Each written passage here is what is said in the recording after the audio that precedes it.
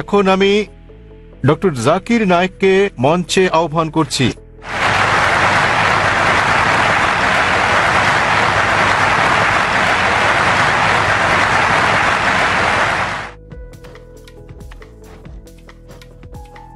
আলহামদুলিল্লাহ ওয়াসসালাতু ওয়াসসালাম আলা রাসূলিল্লাহ ওয়া আলা আলিহি ওয়া সাহবিহি আজমাইন, আম্মা বাদ। আউযু বিল্লাহি মিনাশ শাইতানির রাজীম, বিসমিল্লাহির রহমানির রহিম। ওয়া মান আহসানু ক্বাওলাম মিম্মান দাআ ইলাল্লাহি ওয়া আমিলা সলিহান ওয়া ক্বালা ইন্নানি মিনাল মুসলিমিন। রাব্বি ইশরাহ লি সাদরি ওয়া ইয়াসসির লি আমরি ওয়াহলুল উকদাতাম মিন লিসানি ইয়াফকাহু কাওলি। শ্রদ্ধেয় গুরুজনেরা এবং আমার প্রিয় ভাই বোনেরা, আমি আপনাদের স্বাগত জানাই ইসলামিক সম্ভাষণে। আসসালামু আলাইকুম ওয়া রাহমাতুল্লাহি ওয়া বারাকাতুহু। আল্লাহ সুবহানাহু ওয়া তাআলার দয়া, শান্তি ও রহমত আপনাদের সকলের উপর বর্ষিত হোক। আলহামদুলিল্লাহ, এটা আমার জন্য অত্যন্ত সম্মান এবং আনন্দের ব্যাপার যে চেন্নাইতে অনুষ্ঠানরত এই চতুর্থ শান্তি ইসলাম ধর্মীয় সম্মেলনে আসতে পেরে। আলহামদুলিল্লাহ, এটা আমার জন্য আরো সম্মানের দ্বিতীয় শেষ দিনের প্রশ্নোত্তর পর্ব পরিচালনা করতে পেরে। যেমনটা বলেছেন ভাই জাকির আহমেদ, যে আমরা অনুরোধ করব যদি কোনো অমুসলিম থেকে থাকেন তাদেরকে আগে প্রশ্ন করার সুযোগ দেওয়া হোক। মানুষ প্রায় অভিযোগ করে থাকেন আমার লেকচারের পরে প্রশ্নোত্তর পর্বের সময় কম থাকে বলে। এ কারণে আয়োজকরা আমরা যেটা করেছিলাম বোম্বেতে এই কয়েক মাস আগে, তারা একটা বিশেষ পর্বের ব্যবস্থা করেছেন শুধুমাত্র প্রশ্নোত্তরের জন্য। তাই আমরা প্রথমে অনুরোধ করবো, এখানে যদি কোনো অমুসলিম থাকেন যারা প্রশ্ন করতে চান তাহলে তারা আগে সুযোগ পাবেন।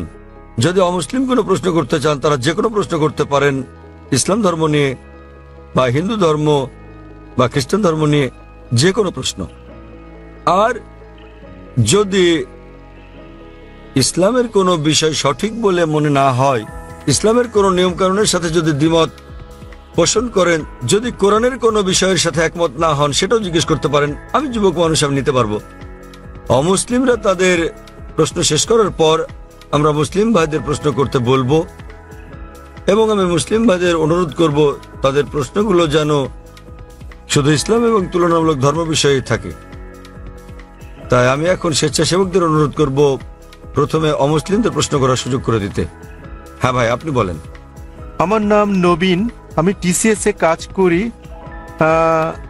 যখনই কোনো মুসলিম ধর্ম উপদেশ দেয় তারা আল্লাহর নাম নিয়ে শুরু করে এবং মুহাম্মদের নামও বলে। তারা কেন যীশু খ্রিস্টের নাম বলে না, যিনি কিনা আল্লাহর একজন নবী ছিলেন?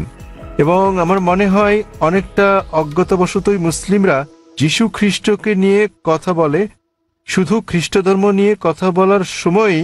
তাহলে মুসলিমরা যখন কথা বলা শুরু করে তারা কেন আল্লাহ এবং মুহাম্মদের নামের পর যীশু খ্রিস্টের নামও বলে না, যেহেতু তিনি নিজেও আল্লাহর একজন নবী ছিলেন?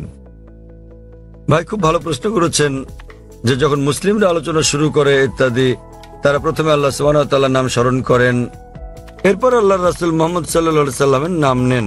কেন তারা নাম নেন না যীশু খ্রিস্টের, তার উপর শান্তি বর্ষিত হোক? আপনি মনে করছেন এটা করলে ভালোই হবে, যেহেতু আপনি জানেন যে ইসলামে যীশু খ্রিস্ট, তারপর শান্তি বর্ষিত হোক, তিনিও আল্লাহ তাআলার একজন রাসূল ছিলেন, তিনিও ইসলামের একজন বার্তাবাহক। আল্লাহ কোরআনে বলেছেন সূরা ফাতির অধ্যায় নম্বর 35 আয়াত নম্বর 24, এমন একটিও জাতি বা গোষ্ঠী নেই যাদের প্রতি আমি সতর্ককারী পাঠাইনি। আল্লাহ বলেন সূরা রাদ অধ্যায় 13 আয়াত নম্বর 7, এবং প্রত্যেক জাতির প্রতি আমি একজন সতর্ককারী, একজন পথপ্রদর্শক পাঠিয়েছি। নামানুসারে কোরআনে মাত্র 25 জন নবীর কথা উল্লেখ রয়েছে, কিন্তু আমাদের প্রিয় নবী মুহাম্মদ সাল্লাল্লাহু আলাইহি ওয়াসাল্লাম বলেছেন, সহিহ হাদিসের উল্লেখ আছে, এটা মিশকাত আল মাসাবিতে, যে আমাদের প্রিয় নবী বলেছেন যে 1,24,000 পয়গম্বর পাঠিয়েছেন আল্লাহ সুবহানাহু ওয়া তাআলা এই পৃথিবীর বুকে, কিন্তু কোরআনে কেবল 25 জনের নামই পাওয়া যায়। আদম, ইব্রাহিম, মুসা, যিশু, মুহাম্মদ, তাদের সকলের উপর শান্তি বর্ষিত হোক। তো ভাই, আমি যদি আপনার কথা মেনে নেই যে আমাদের নাম উল্লেখ করা উচিত সকল নবী রাসূলদের, তাহলে 1,24,000 নবী রাসূলগণের নাম নিতে না পারলেও অন্তত কোরআনে বর্ণিত 25 জনের সকলেরই নাম নিতে হবে। তাহলে ভেবে দেখেন প্রথম বাক্যটি কত বড় হয়ে যাবে। আপনি যেটা বুঝতে পারছেন না তা হলো যে সকল নবী রাসূল নবী মুহাম্মদ সাল্লাল্লাহু আলাইহি সাল্লামের আগে এসেছিলেন তাদের পাঠানো হয়েছিল শুধু তাদের লোকদের জন্য, শেষ সময়ের জন্য। উদাহরণস্বরূপ কোরআনে আছে যীশু খ্রিস্ট তার উপর শান্তি বর্ষিত হোক, এটার উল্লেখ আছে সূরা সাফ অধ্যায় নম্বর 61 আয়াত নম্বর 6 যে তাকে পাঠানো হয়েছিল বনী ইসরাইলের জন্য একজন দূত হিসেবে। এটা উল্লেখ আছে সূরা আলে ইমরানেও অধ্যায় নম্বর 3 আয়াত নম্বর 49 যে যীশু খ্রিস্টকে তারপর শান্তি বর্ষিত হোক পাঠানো হয়েছিল একজন দূত হিসেবে বনী ইসরাইলের সন্তানদের জন্য। সুতরাং মুহাম্মদ সাল্লাল্লাহু আলাইহি ওয়াসাল্লামের আগে যারা এসেছেন সকল নবী রাসূলগণকে পাঠানো হয়েছিল তাদের নিজেদের লোকদের জন্য, সেই সময়ের জন্য। কিন্তু যেহেতু মুহাম্মদ সাল্লাল্লাহু আলাইহি সাল্লাম সর্বশেষ ও চূড়ান্ত নবী ছিলেন, তাকে শুধু আরব বা মুসলিমদের জন্য পাঠানো হয়নি, তাকে পাঠানো হয়েছিল সমগ্র মানব জাতির জন্য। এবং আল্লাহ বলেন সূরা আম্বিয়া অধ্যায় নম্বর 21 আয়াত নম্বর 107 ওয়ামা আরসালনাকা ইল্লা রাহমাতাল লিল আলামিন, আমি তো তোমাকে রহমত হিসেবে প্রেরণ করেছি সমগ্র পৃথিবীর জন্য, সমগ্র সৃষ্টি জগতের জন্য, সমগ্র মানবতার জন্য। সুতরাং মুহাম্মদ সাল্লাল্লাহু আলাইহি সাল্লাম যেহেতু সর্বশেষ এবং চূড়ান্ত নবী ছিলেন, তিনি শুধু মুসলিম বা আরবদের জন্য প্রেরিত হননি, এসেছিলেন সমগ্র মানবজাতির জন্য। এবং তিনি যে বার্তা নিয়ে এসেছিলেন তা শুধু একটা নির্দিষ্ট সময়ের জন্যই নয়, যেমনটা তার পূর্বে যারা এসেছিলেন তাদের বার্তা ছিল একটা নির্দিষ্ট সময়ের জন্য। কিন্তু যেহেতু নবী মুহাম্মদ সাল্লাল্লাহু আলাইহি সাল্লাম ছিলেন সর্বশেষ ও চূড়ান্ত নবী, তার বার্তা সময়ের বন্ধনে বাধা নয়, এটাকে অনুসরণ করতে হবে শেষ দিন পর্যন্ত। এ কারণে আপনি বর্তমানে যেখানেই থাকুন না কেন, হোক সে ভারত বা যুক্তরাষ্ট্র বা ইংল্যান্ড বা সৌদি আরব, পৃথিবীর যে কোনো প্রান্তে বর্তমানে আমাদের অনুসরণ করতে হবে সর্বশেষ চূড়ান্ত নবীকে, এবং তিনি হচ্ছেন নবী মুহাম্মদ সাল্লাল্লাহু আলাইহি সাল্লাম। যদিও ইসলামে সকল নবী রাসূলকেই আমরা সম্মান করি এবং আমরা যীশু খ্রিস্টকেও সম্মান করি, আমরা তাকে ভালোবাসি, তাকে শ্রদ্ধা করি, কিন্তু যীশু খ্রিস্ট তার উপর শান্তি বর্ষিত হোক নিজেই বলেছেন, এটার উল্লেখ আছে গসপেল অফ জন অধ্যায় নম্বর 16 অনুচ্ছেদ নম্বর 12 থেকে 14, আমি তোমাদের অনেক কথা বলতে চাই কিন্তু এখন তোমরা তা সহ্য করতে পারবে না, কারণ যখন সত্যের আত্মা আসবেন তিনি তোমাদের পথ দেখাবেন। তিনি নিজে থেকে কিছু বলবেন না, যা শুনবেন তাই বলবেন, তিনি আমাকে সম্মানিত করবেন। সুতরাং এখানে যীশু খ্রিস্ট তার উপর শান্তি বর্ষিত হোক ভবিষ্যৎবাণী করেছেন সর্বশেষ ও চূড়ান্ত নবী মুহাম্মদ সাল্লাল্লাহু আলাইহি সাল্লামের আগমনের। এই কারণে আমরা বিশ্বাস করি যে যীশু খ্রিস্ট তার উপর শান্তি বর্ষিত হোক এই পৃথিবীতে আবার প্রত্যাবর্তন করবেন, এবং খ্রিস্টানরাও এটা বিশ্বাস করে। তিনি যখন আসবেন তিনি নিজেও আনুগত্য করবেন আল্লাহ সুবহানাহু ওয়া তাআলার, এবং সর্বশেষ ও চূড়ান্ত নবী মুহাম্মদ সাল্লাল্লাহু আলাইহি সাল্লামের শিক্ষা মেনে চলবেন। তাই এটাই হচ্ছে কারণ যে যখন কোনো মুসলমান কোনো বক্তব্য শুরু করতে যায় অথবা শাহাদাত দেয়, প্রথমেই সে এক এবং একমাত্র আল্লাহ সুবহানাহু ওয়া তাআলার নাম স্মরণ করে, শুধু তিনি একমাত্র উপাসনার যোগ্য, আর কেউ নয়। এবং আমরা সর্বশেষ ও চূড়ান্ত নবী অর্থাৎ মুহাম্মদ সাল্লাল্লাহু আলাইহি ওয়াসাল্লামের উপর বিশ্বাস স্থাপন করি, কারণ তিনি এমন এক পয়গম্বর যার শিক্ষা দীক্ষা আজ অনুসরণযোগ্য। পূর্ববর্তী সকল নবী রাসূলগণ ছিলেন সময়ের গণ্ডিভুক্ত একটা নির্দিষ্ট সময়ের জন্য এবং একটা নির্দিষ্ট গোত্রের লোকদের জন্য। যেহেতু নবী মুহাম্মদ সাল্লাল্লাহু আলাইহি ওয়াসাল্লামকে পাঠানো হয়েছে সমগ্র মানবজাতির জন্য এবং তার বার্তা সময়ের গণ্ডিভুক্ত নয়, এ কারণে আমরা তার নাম উল্লেখ করে থাকি। অন্যথায় ইসলামে আমাদের সকল নবীদেরকেই সম্মান করতে হয়। আর আমি যদি আপনার কথা মেনে নেই, যেভাবে আগে বলেছিলাম আমার লেকচার শুরুর সময়, আমাকে বলতে হবে আল্লাহর নাম যিনি সর্বময়, সর্বোচ্চ, ক্ষমাশীল, এবং তার নবীদের নাম আদম এবং নূহ, তারপর সালেহ, ইদ্রিস, ইব্রাহিম, ইসমাইল, ইসহাক, মুসা, ঈসা, এবং তারপর আরো কারো নাম বলে আমি বলতে পারি মুহাম্মদ সাল্লাল্লাহু আলাইহি ওয়াসাল্লাম। আমরা যখনই মুহাম্মদ সাল্লাল্লাহু আলাইহি ওয়াসাল্লামের নাম উল্লেখ করি অন্য সকল নবীরা হয়তো অন্তর্ভুক্ত হন, কেননা এই কিতাব পবিত্র কোরআন যা কিনা নাজিল হয়েছিল নবী মুহাম্মদ সাল্লাল্লাহু আলাইহি ওয়াসাল্লামের উপর, এখানে বলা আছে যে প্রত্যেক মুসলমানের দায়িত্ব আল্লাহ সুবহানাহু ওয়া তাআলার সকল নবী রাসূলগণকে সম্মান করা, এমনকি যদিও তাদের নাম পবিত্র কোরআনে উল্লেখ নাও থাকে। সুতরাং আমরা তাদের ভালোবাসি, তাদের সম্মান করি, কিন্তু আমাদেরকে নাম নিতে হবে সর্বশেষ ও চূড়ান্ত নবীরই, যেহেতু তার বাণী আজও অনুসরণ করা হচ্ছে। আশা করি উত্তরটা পেয়েছেন। এখানে কি কোনো অমুসলিম ভাই আছেন মাঝখানের মাইকে? তামিল? হ্যাঁ, কেউ কি উনার কথা অনুবাদ করে দিতে পারবেন? তিনি তামিল ভাষায় কিছু বলতে চাচ্ছেন। এখানে কোনো অনুবাদক আছেন? আমরা চাই উনার প্রশ্নটি যথাযথভাবে অনুবাদ করা হোক, তাকে তামিল ভাষাতেই প্রশ্নটি করতে দিন, অনুবাদক সেটাকে বাংলায় করবেন। எனது பெயர் அல்போன்ஸ். நான் கிறிஸ்தவ மதத்தை சார்ந்தவர். சென்னை பெரம்பூரிலிருந்து வருகிறேன். நான் இஸ்லாமயத்தினுடைய வீட்டிற்கு சென்று பீஸ் டிவி தங்களது பீஸ் டிவியில் இஸ்லாமயத்தின் அனைத்து விஷயங்களையும் பார்ப்பேன். 7000 ரூபாய் கட்டினால் மட்டுமே பீஸ் டிவி சேனல் தெரியும் என்ற நிலைக்கு உள்ளது. ஆதலின் ஏன் இதை கேபிளில் ஒளிபரப்ப தங்கள் মতத்தை ஒளிபரப்பக்கூடாது என்று நினைக்கின்றேன். তার প্রশ্নটি হলো পিস টিভির সম্প্রচার বিষয়ে। তিনি জিজ্ঞাসা করেছেন কেন পিস টিভি কেবল টিভি বা অন্যান্য স্থানীয় কেবল চ্যানেলে সম্প্রচার হয় না। তিনি একজন খ্রিস্টান এবং তাকে একজন বন্ধুর বাসায় গিয়ে এই চ্যানেলটি দেখতে হয়। ভাই প্রশ্ন করেছেন যে তিনি একজন খ্রিস্টান এবং তিনি জানেন যে পিস টিভি স্যাটেলাইটের মাধ্যমে সম্প্রচার করা হয়, কেন কেবল অপারেটররা তাদের চ্যানেলে পিস টিভিকে রাখেন না? ভাই এটা কেবল অপারেটরদেরকে জিজ্ঞেস করতে হবে।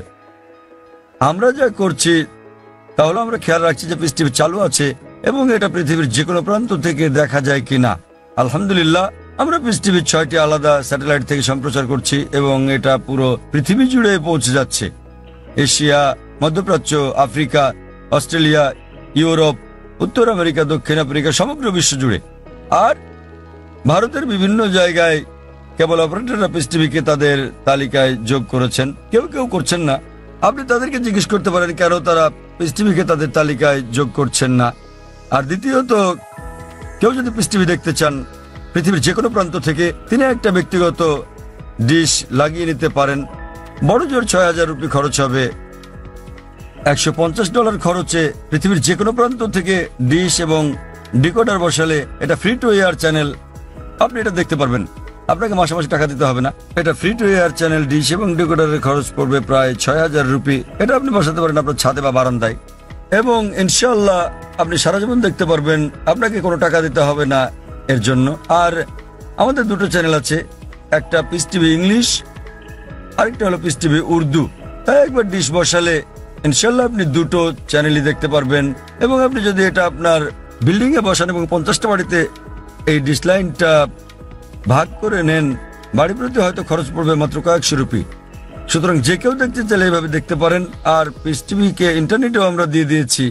স্বাভাবিকভাবে ইন্টারনেটের গুণগত মান স্যাটেলাইটের তুলনায় অনেক নিম্নমানের হবে। আপনি ইন্টারনেটে www.peacetv.org এই সাইটে দেখতে পারবেন। এমনকি মোবাইলেও সম্প্রতি আমরা পিস টিভি মোবাইলও চালু করেছি।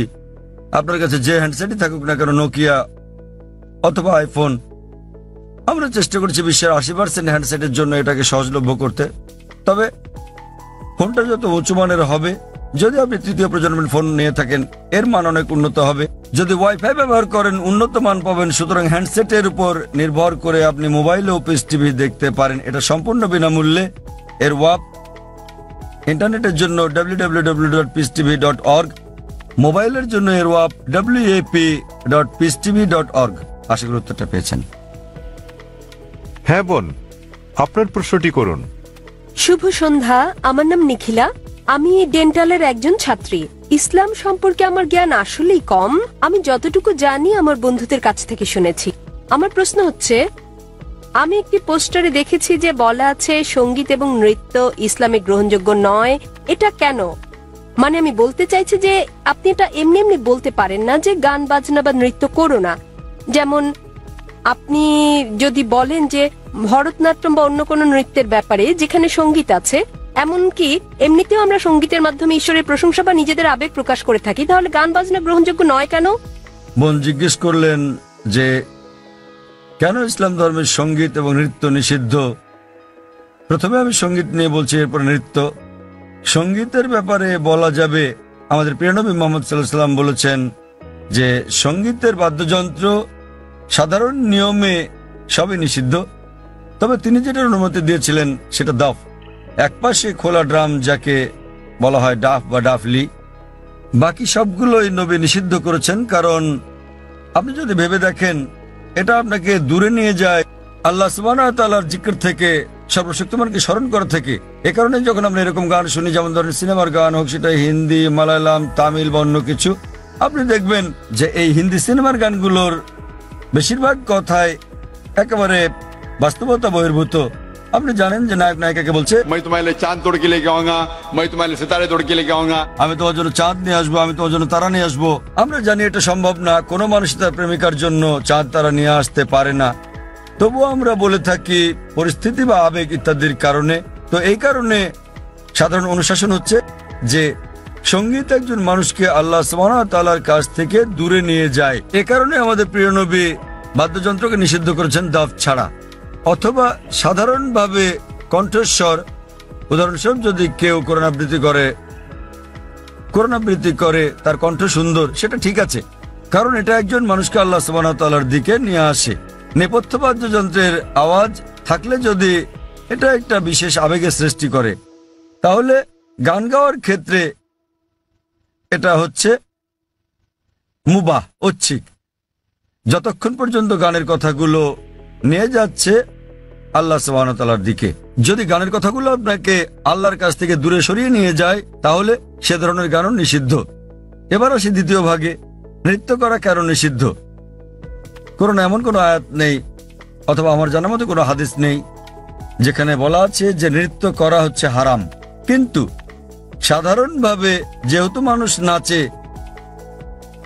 অন্য মানুষদের দেখানোর জন্য, আপনারা জানেন যে মঞ্চে নৃত্য পরিবেশন করা হয়, যেমন ভরতনাট্যম। আপনি মঞ্চে ভরতনাট্যম করছেন আর হাজার হাজার লোক আপনাকে দেখছে। সাধারণভাবে যদি হিজাবের দিক থেকে বলি, আমরা চাইবো না যে উন্মুক্ত হোক আমাদের মহিলারা, আমাদের মায়েরা, আমাদের বোনেরা, আমাদের কন্যারা মঞ্চে উঠুক আর হাজার হাজার লোক তাদের দেখুক। তো যে কোনো পেশা যেখানে শরীরকে প্রদর্শন করা হয়ে থাকে মানুষকে বিনোদন দেবার জন্য, সেটা নিষিদ্ধ। এই কারণেই মানুষজনের সামনে নাচা অথবা নাচ করা কোনো পার্টিতে যেখানে বিপরীত লিঙ্গের মানুষেরা থাকে, বেশিরভাগ ক্ষেত্রে নাচের নিয়মগুলো এগুলো ইসলামী শরিয়ার বিরুদ্ধে যায়। যখন আপনি নাচেন বেশিরভাগই জোড়া বেঁধে, ছেলে এবং মেয়ে, আর তাদের মধ্যে বেশিরভাগই গার্লফ্রেন্ড বয়ফ্রেন্ড, এবং তারা অন্য মানুষদের সামনে নাচে। সুতরাং যেহেতু এটা ইসলামী হিজাবের নিয়মের পরিপন্থী, এ কারণেই বলা হয় এটা নিষিদ্ধ, কারণ এটা হিজাবের নিয়মের বিপরীত। তাই বুঝতে হবে যে যখন নাচ করছেন, আপনি মানুষজনের সামনে নাচ করছেন, পার্টিতে যাচ্ছেন, আবার ঘুরে বেড়াচ্ছেন, আর না হলে শুধু স্বামী স্ত্রী মিলে যেভাবে খুশি সময় কাটাতে পারেন, যতক্ষণ এটা শরিয়ার বিরুদ্ধে না যাচ্ছে। বদ্ধ ঘরের ভেতরে স্বামী স্ত্রী মিলে যা খুশি করতে পারেন, যদি এটা কোরআন ও হাদিসের নিয়ম কানুনের বাইরে না যায়, কোনো সমস্যা নেই।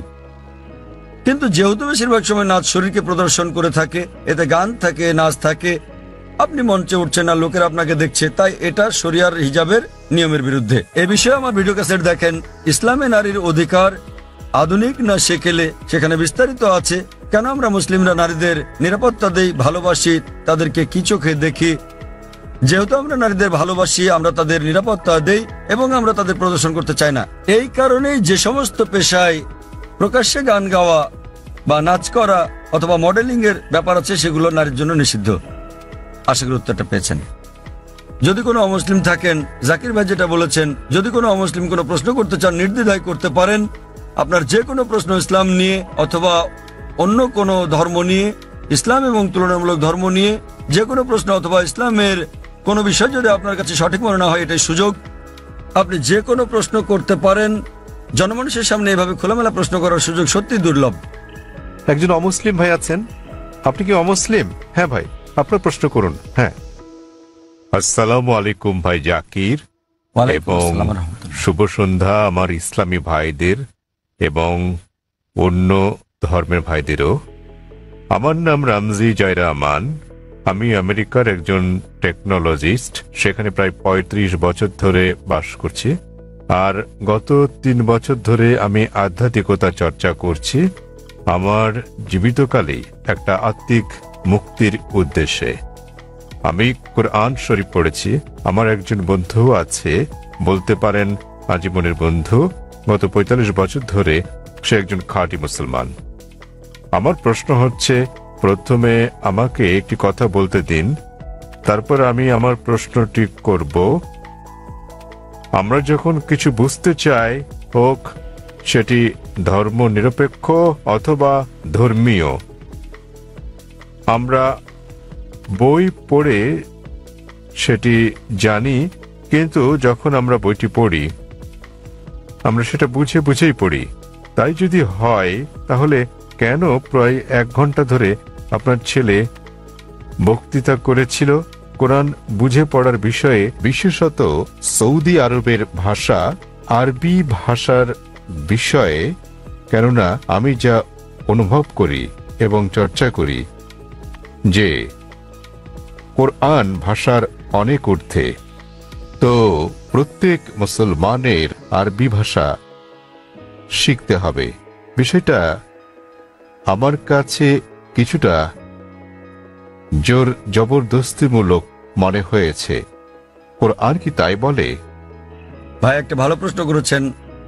বললেন যে তিনি আধ্যাত্মিকতা শিখতে চান এবং তিনি কোরআন পড়েছেন, কিন্তু তিনি বুঝতে পারেননি যে কেন একটা বক্তৃতা যা ফারিক নায়েক করেছিল আমার ছেলে কোরআন বুঝে পড়ার জন্য আরবি ভাষা শেখার গুরুত্ব নিয়ে, আর এটা কেন আবশ্যিক। আপনি যদি আমার ছেলের পুরো আলোচনাটা শুনে থাকেন, সে কখনো এটা বলেনি যে প্রত্যেক মুসলমানের জন্য আরবি শেখা আবশ্যিক। সে কখনোই বলেনি। আরবি জানাটা বেহেশতে যাওয়ার জন্য পূর্ব শর্ত নয়, কারণ আমি নিজেও আরবি জানি না।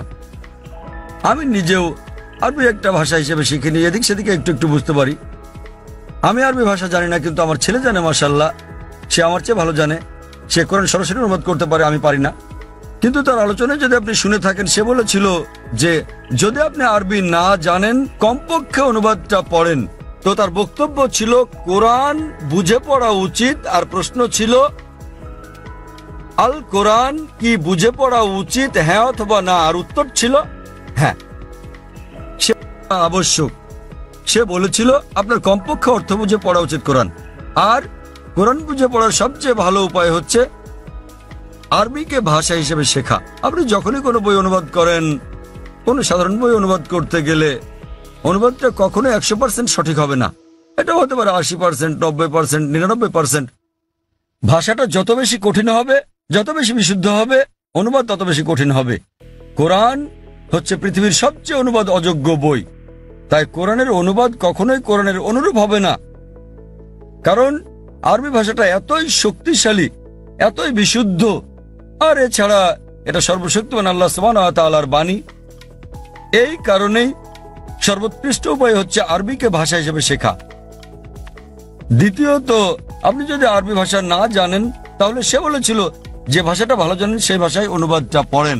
আপনি ইংরেজি জানলে ইংরেজিতে পড়ুন, তামিল জানলে তামিলে পড়ুন, হিন্দি জানলে হিন্দিতে, বাংলায় জানলে বাংলায় কোরআনের অনুবাদ পড়ুন। সে যা বলেছিল তার মূল বক্তব্য ছিল কোরআন পড়ুন অর্থ সহকারে। এখন এই প্রশ্নটা একজন সাধারণ মানুষের পক্ষে খুবই স্বাভাবিক। আপনার প্রশ্ন ছিল কেন একজন মানুষ বলবে যে বইটি অর্থ বুঝে পড়ো? অর্থ তো বোঝাই গেছে। যখনই কোনো বই পড়া হয় সেটি তো অর্থ বুঝেই পড়া উচিত। কিন্তু আপনি বুঝতে পারেননি যে মুসলিম সম্প্রদায়ের মধ্যে দুঃখজনকভাবে, যেমনটা আমার ছেলে বলেছে, যে শতকরা 80%-এরও বেশি মুসলমান আরব নন এবং তারা আরবি ভাষা জানেন না। এখানে নবীর একটা হাদিস আছে, তিনি বলেছেন যদি তোমরা কোরআন তিলাওয়াত করো তো সব পাবে। সেই কারণে বেশিরভাগ মুসলিম যখন কোরআন পড়ে তারা আরবিতেই পড়ে, কিন্তু তার অর্থটা বোঝে না। তাই এটা পৃথিবীর সবচেয়ে বেশিবার পড়া বই, কিন্তু একই সাথে অর্থ না বুঝে সবচেয়ে বেশিবার পড়া বই ওটি। তো আমার ছেলে বলেছিল আরবি অংশটা পড়ার পরে যা বেশিরভাগ অমুসলিমই বোঝেন না, অন্তত সেই অংশের অনুবাদটা পড়েন সেই ভাষায়, যে ভাষাটা আপনি ভালো বোঝেন। সে জোর দিচ্ছিল যে কোরআন নির্দেশনামূলক গ্রন্থ, এটি সর্বশক্তিমান আল্লাহর গ্রন্থ। সে সকল মুসলমানকে অনুরোধ করেছে যে আরবিটা পড়ার পাশাপাশি অনুবাদটাও পড়েন, যার স্থান দ্বিতীয়, কিন্তু সবচেয়ে ভালো আরবিকে একটি ভাষা হিসেবে শেখা। কেননা আপনি যদি আরবি জানেন এবং শুদ্ধ ভাষা জানেন, যা আমরা আমাদের স্কুলে শেখাই, ইসলামিক ইন্টারন্যাশনাল স্কুল বোম্বে এবং ইসলামিক ইন্টারন্যাশনাল স্কুল চেন্নাইতে, তাহলে সংযোগ সূত্র পেয়ে যাবেন এবং কোরআনের অর্থ বোঝাটা আরো ভালোভাবে হবে। আশা করি উত্তরটা পেয়েছেন। ধন্যবাদ। সেখানে কি কোনো অমুসলিম ভাই আছেন? হ্যাঁ হ্যাঁ ভাই, আপনার প্রশ্নটি করুন। শুভ সন্ধ্যা ডাক্তার সাহেব, আমি রাজা, একজন নির্বাহী অফিসার, চেন্নাই থেকে এসেছি। প্রশ্ন করার আগে আমি একটি উদাহরণ দেব, তারপর আমি আমার প্রশ্নটি করব। বিজ্ঞানীরা অনেক ধরনের জিনিস আবিষ্কার করেছেন মানব জাতির জন্য। উদাহরণস্বরূপ বলা যায় আলেকজান্ডার গ্রাহাম বেল টেলিফোন আবিষ্কার করেছেন, কিন্তু আলেকজান্ডার গ্রাহাম বেলের সময় ফোন ছিল অন্যরকম। কিন্তু এখন আমাদের এই আধুনিক 24 শতকে আমরা ব্যবহার করছি মোবাইল, ইমেইল পাঠাচ্ছি, ইন্টারনেট, ফ্রিল্যান্স, ছবি, সারা বিশ্ব জুড়েই। আমি যা বলতে চাইছি, মানুষ যাই সৃষ্টি করেছে তার কিছু অংশের পরিবর্তন হতে পারে, কিন্তু একটা ব্যাপার আমি বুঝি, তা হলো যদিও আমি একজন আধ্যাত্মিক মানুষ, তো এই সাপ্তাহিক চক্র অর্থাৎ সপ্তাহের 7 দিন এটা সারা বিশ্বেই একই নিয়মে পালন করা হয়, হোক এটা ভারতে, আফগানিস্তানে, অথবা হতে পারে জার্মানি, ইউরোপ, মধ্যপ্রাচ্য, আফ্রিকা, যেখানেই হোক না কেন। প্রায় 600 কোটি মানুষ এই সাপ্তাহিক চক্রকে অনুসরণ করে, অর্থাৎ 7 দিন, রবিবার থেকে শনিবার। আমার মনে হয় ডাক্তার সাহেব, এই 7 দিনের সাপ্তাহিক চক্র কোনো মানুষের দ্বারা তৈরি হয়নি। আমি বুঝতে পেরেছি এই সাপ্তাহিক চক্র তৈরি হয়েছে সর্বশক্তিমান সৃষ্টিকর্তার হাতেই।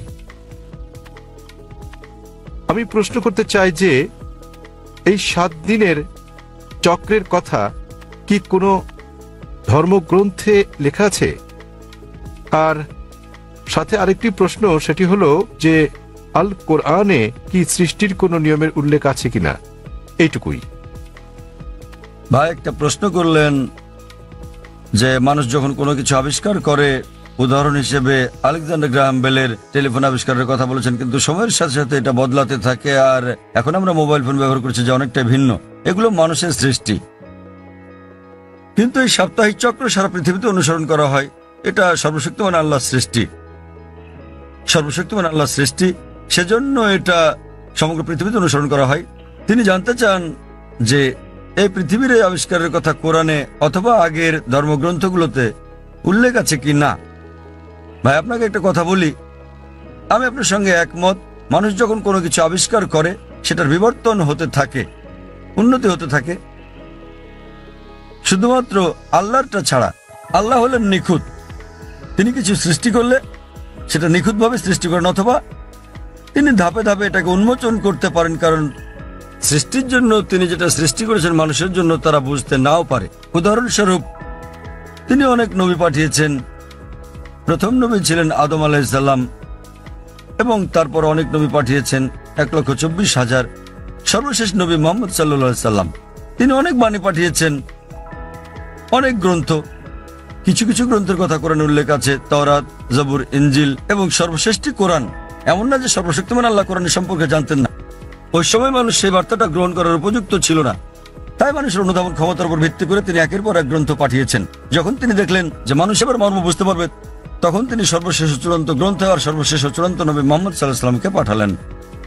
এবার আপনার প্রশ্নে আসি, সাপ্তাহিক চক্রের ব্যাপারে। 7 দিন সমগ্র পৃথিবীতে অনুসরণ করা হয়। আপনি বলেছেন রবিবার থেকে শনিবার। এই 7 দিনের চক্র সারা পৃথিবীতেই আছে, কিন্তু এটা সব জায়গায় এক নয়। আপনি যদি যান কোন মুসলিম দেশে, রবিবার ছুটির দিন নয়, শুক্রবার ছুটির দিন। তাই এটা রবিবার থেকে শনিবার নয়, এটা শুক্রবার থেকে বৃহস্পতিবার, কিন্তু এটা 7 দিনই। তো এই 7 দিনের চক্রটা একই আছে, দিনগুলো ভিন্ন হতে পারে, যেমন এইসব ছুটির দিন ইত্যাদি। আর একইভাবে আপনি যদি বাইবেল পড়েন, বাইবেলের 7 দিনের কথা বলে থাকে সৃষ্টিকালের ব্যাপারে। এমনকি ইহুদি ধর্মগ্রন্থ এই কথা বলা আছে, পবিত্র কোরআনে ওই কথা আছে, হাদিসে কথা বলে থাকে। কোরআনে বলা আছে অনেক জায়গায় যে সর্বশক্তিমান আল্লাহ পৃথিবী তৈরি করেছেন 6 দিনে, 6টি পর্যায়ে। এ ব্যাপারে পবিত্র কোরআন এবং অন্যান্য ধর্মগ্রন্থ প্রায় একই কথা বলা আছে, কিন্তু ভালোভাবে দেখলে অনেক পার্থক্য আছে। কোরআন যেভাবে বলেছে তা অনেক বেশি বিজ্ঞানসম্মত, অন্যান্য ধর্মগ্রন্থের কথা অতটা বিজ্ঞানসম্মত নাও হতে পারে। উদাহরণস্বরূপ বাইবেলে এই ব্রহ্মাণ্ডের সৃষ্টি বিষয়ে বলা আছে, সেখানে বলা আছে সর্বশক্তিমান ঈশ্বর 6 দিনে পৃথিবী তৈরি করলেন এবং 7ম দিনে বিশ্রাম নিলেন। এর মানে ঈশ্বরেরও বিশ্রামের প্রয়োজন হয়। কোরআনও বলে যে সর্বশক্তিমান আল্লাহ 6 দিনে পৃথিবী তৈরি করলেন, কিন্তু এটা বলেন যে 7ম দিনে বিশ্রাম নিয়েছেন। কেন? কারণ পবিত্র কোরআনে আছে সূরা বাকারা অধ্যায় নম্বর 2 আয়াত নম্বর 255, এটা আয়াতুল কুরসি। আল্লাহ লা ইলাহা হাইয়ুল কাইয়ুম লা তাখুযু সিনাতুন ওয়া লা নাওম লাহু মা ফিস সামাওয়াতি ওয়া মা ফিল আরদ। যে তিনি চিরকালীন, তিনি সর্বশক্তিমান, তিনি একক, কোনো তন্দ্রা তাকে স্পর্শ করে না, তার বিশ্রামের দরকার নেই। সর্বশক্তিমান আল্লাহর কোনো ঘুমের প্রয়োজন নেই, তার বিশ্রামেরও প্রয়োজন নেই। তাহলে তার বিশ্রামের প্রশ্নটা আসে কি করে? তাই অনেক কিছুতেই মিল পাওয়া যাবে, কিন্তু সব নয়। কেউ যদি বলে যে ঈশ্বরের বিশ্রাম প্রয়োজন, যেমন আমি বা আপনি আমাদের মানুষের বিশ্রাম প্রয়োজন, সর্বশক্তিমানের কোনো বিশ্রাম প্রয়োজন নেই, তো এখানে পার্থক্যটা। বাইবেলে যা বলা আছে তা হলো 24 ঘন্টা করে 6টি পর্যায়, 24 ঘন্টার 6টি সময়। আমরা বিজ্ঞানীরা বলে থাকি যে 24 ঘন্টার 6টি দিনে এই পৃথিবী তৈরি করা সম্ভব নয়। তো বিজ্ঞানীরা বাইবেলের ওল্ড টেস্টামেন্টের এই বর্ণনার সাথে দ্বিমত পোষণ করেন। আর কোরআনের কথায় আসি, কোরআন কখনোই বলেনি যে সর্বশক্তিমান আল্লাহ 24 ঘন্টার 6 দিনে এটা তৈরি করেছেন। আরবি শব্দ ইয়াম, বহুবচনে আয়াম, যা কোরআনে উল্লেখ আছে, এর দুটো মানে আছে। ইয়মের একটা মানে হলো সাধারণ 24 ঘন্টার একদিন বলতে যা আমরা বুঝি, আর একটা মানে হচ্ছে পর্যায়। এটা যে কোনো দৈর্ঘ্যের হতে পারে, যেমন একটা যুগ। আর বিজ্ঞানীদের এটা মেনে নিতে কোনো সমস্যা নেই যে ব্রহ্মাণ্ড 6টি যুগে তৈরি হয়েছে, 6টি দীর্ঘ সময়ে, হতে পারে লক্ষ লক্ষ বছর ধরে, তাতে কোনো অসুবিধা নেই। এখানে পার্থক্যটা। জগতের সৃষ্টির রহস্যের ব্যাপারে কোরআনে শত শত আয়াত আছে জগতের সৃষ্টি রহস্য নিয়ে। আমি এটার উপর একটা লেকচার দিতে পারি, কিন্তু এখানে সময় নেই। আমি শুধু কয়েকটা উদাহরণ দেব। কোরআন পৃথিবীর সৃষ্টি রহস্য নিয়ে কি বলে তাই নিয়ে সেখানে অনেক কথাই বলা আছে, কিন্তু কোরআনে যা বলা আছে এর অধিকাংশই কোরআন নাজিলের সময় আমরা জানতাম না। কোরআন যখন 1400 বছর আগে নাজিল হয়েছিল, এসব কথা অজানা ছিল। উদাহরণস্বরূপ, আজ একজন বিজ্ঞানীকে জিজ্ঞেস করলে তিনি উত্তর দেবেন। আমরা যদি বলি যে কিভাবে পৃথিবীর সৃষ্টি হলো, তাহলে তিনি বলবেন যে প্রথমে এখানে ছিল একটি নীহারিকা, তারপর একটা গৌণ বিচ্ছেদ ঘটল, বিগ ব্যাং, যা থেকে জন্ম নিল ছায়াপথ, তারকামণ্ডলী, গ্রহসমূহ, সূর্য, এমনকি পৃথিবী যেখানে আমরা বাস করি। এটা কয়েকজন বিজ্ঞানী আবিষ্কার করেছিলেন প্রায় 35-40 বছর আগে। আর এটাকে বলা হয়ে থাকে বিগ ব্যাং, যেটা 40 বছর আগে আবিষ্কৃত হয়েছে। আর যেটাকে আজকে বিজ্ঞানীরা বলছেন বিগ ব্যাং, এটা কোরআনে বলা হয়েছে 1400 বছর আগে। সূরা আম্বিয়া অধ্যায় নম্বর 21 আয়াত নম্বর 30 বলা হয়েছে যে আওয়ালাম ইয়ারাল্লাযিনা কাফারু, অবিশ্বাসীরা কি দেখে না আন্না সামাওয়াতি ওয়াল আরদা কানাত রাতকান ফাতাকনাহুমা, যে আকাশমণ্ডলী ও পৃথিবী একত্রিত ছিল, অতঃপর আমি পৃথক করে দিলাম। এখানে কোরআন এই ব্রহ্মাণ্ডের সৃষ্টি বিষয়ে সংক্ষেপে বলে দিচ্ছে যে আকাশমণ্ডলী ও পৃথিবী একত্রিত যুক্ত ছিল, এরপর আমি তাদের পৃথক করে দিলাম। আজকের বিজ্ঞানীরা সৃষ্টির রহস্য নিয়ে যা বলছেন তার নাম দিয়েছেন বিগ ব্যাং। এটা কোরআনে 1400 বছর আগে বলা হয়েছে। আমরা আগে মনে করতাম যে এই যে আমরা পৃথিবীতে আছি এটা সমতল। মাত্র কয়েকশো বছর আগে আমরা জানতে পারলাম, যখন স্যার ফ্রান্সিস ড্রেক 1557 সালে পৃথিবীটা নৌপথে ভ্রমণ করলেন, তিনি প্রমাণ করলেন যে পৃথিবী বর্তুলাকার। কোরআন এটা বলেছে 1400 বছর আগে। সূরা নাজিয়াত অধ্যায় নম্বর 79 আয়াত নম্বর 30। ওয়াল আরদা বাদা যালিকা দাহাহা, এবং তারপর আমি পৃথিবীকে তৈরি করলাম ডিম্বাকৃতি। আরবি শব্দ দাহাহা, এর একটা মানে হলো প্রসারিত হওয়া, যেভাবে পৃথিবী প্রসারিত হয়েছে। আরেকটা মানে আরবি দুইয়া শব্দ থেকে এসেছে, যার মানে হচ্ছে ডিম। এটা কোনো সাধারণ ডিম নয়, এটা বিশেষভাবে বোঝায় উট পাখির ডিমকে। এবং আমরা জানি পৃথিবী একটা বলের মতো সম্পূর্ণ গোলাকার নয়, এটা দুই প্রান্তে একটু চ্যাপ্টা। এবং আমরা যদি একটা উট পাখির ডিমের আকৃতি চিন্তা করি, সেটাও আসলে বর্তুলাকৃতির। একবার চিন্তা করেন, কোরআন পৃথিবীর বর্তুলাকৃতির কথা বলেছে 1400 বছর আগেই। আগে আমরা মনে করতাম চাঁদের আলো তার নিজস্ব আলো। সম্প্রতি বিজ্ঞান থেকে জানতে পেরেছি 100 বছর বা 200 বছর আগে যে চাঁদের আলো তার নিজের আলো নয়, বরং সেটা প্রতিফলিত আলো। কোরআন এটা বলেছে 1400 বছর আগেই। সূরা ফুরকান অধ্যায় নম্বর 25 আয়াত নম্বর 61, যে সর্বশক্তিমান আল্লাহ আকাশে তৈরি করেছেন নক্ষত্রপুঞ্জ, আর সেখানে জেলে দিয়েছেন একটি প্রদীপ, সূর্য, যা তার নিজের আলোয় জ্বলে, আর চাঁদ জলে প্রতিফলিত বা ধার করা আলোয়। চাঁদের আলোর আরবি শব্দ হচ্ছে মুনির বা নূর, যার মানে হচ্ছে ধার করা বা প্রতিফলিত আলো। কিন্তু সূর্যের আলোর জন্য ব্যবহৃত হচ্ছে ওয়াহাজ, সিরাজ, দিয়া, অর্থাৎ মশাল, গনগনে প্রদীপ, প্রজ্বলিত আলো, যা সূর্যের আলোকেই তার নিজস্ব আলো হিসেবে বোঝাচ্ছে। এখানে অনেক আয়াত আছে কোরআনে যা সৃষ্টিজগৎ বিষয়ে, জ্যোতির্বিদ্যা বিষয়ে বলে। আমি যখন ছিলাম স্কুলে আমি পড়েছিলাম যে সূর্য যদিও ঘোরে, এটা তার নিজের অক্ষে আবর্তন করে না, এটা নিশ্চল। কোরআনের সূরা আম্বিয়াতে বলে, অধ্যায় নম্বর 21 আয়াত নম্বর 33, হুয়াল্লাযী খালাকাল লাইলা ওয়ান নাহারা আল্লাহ সৃষ্টি করেছেন দিন ও রাত, ওয়াশ শামস ওয়াল কামার সূর্য এবং চন্দ্র, কুল্লুন ফি ফালাকি ইয়াসবাহুন। প্রত্যেকে তার নিজ কক্ষপথে বিচরণ করছে। কোরআন বলছে সূর্য এবং চন্দ্র আবর্তন করা ছাড়াও তাদের নিজস্ব অক্ষের উপর ঘুরছে।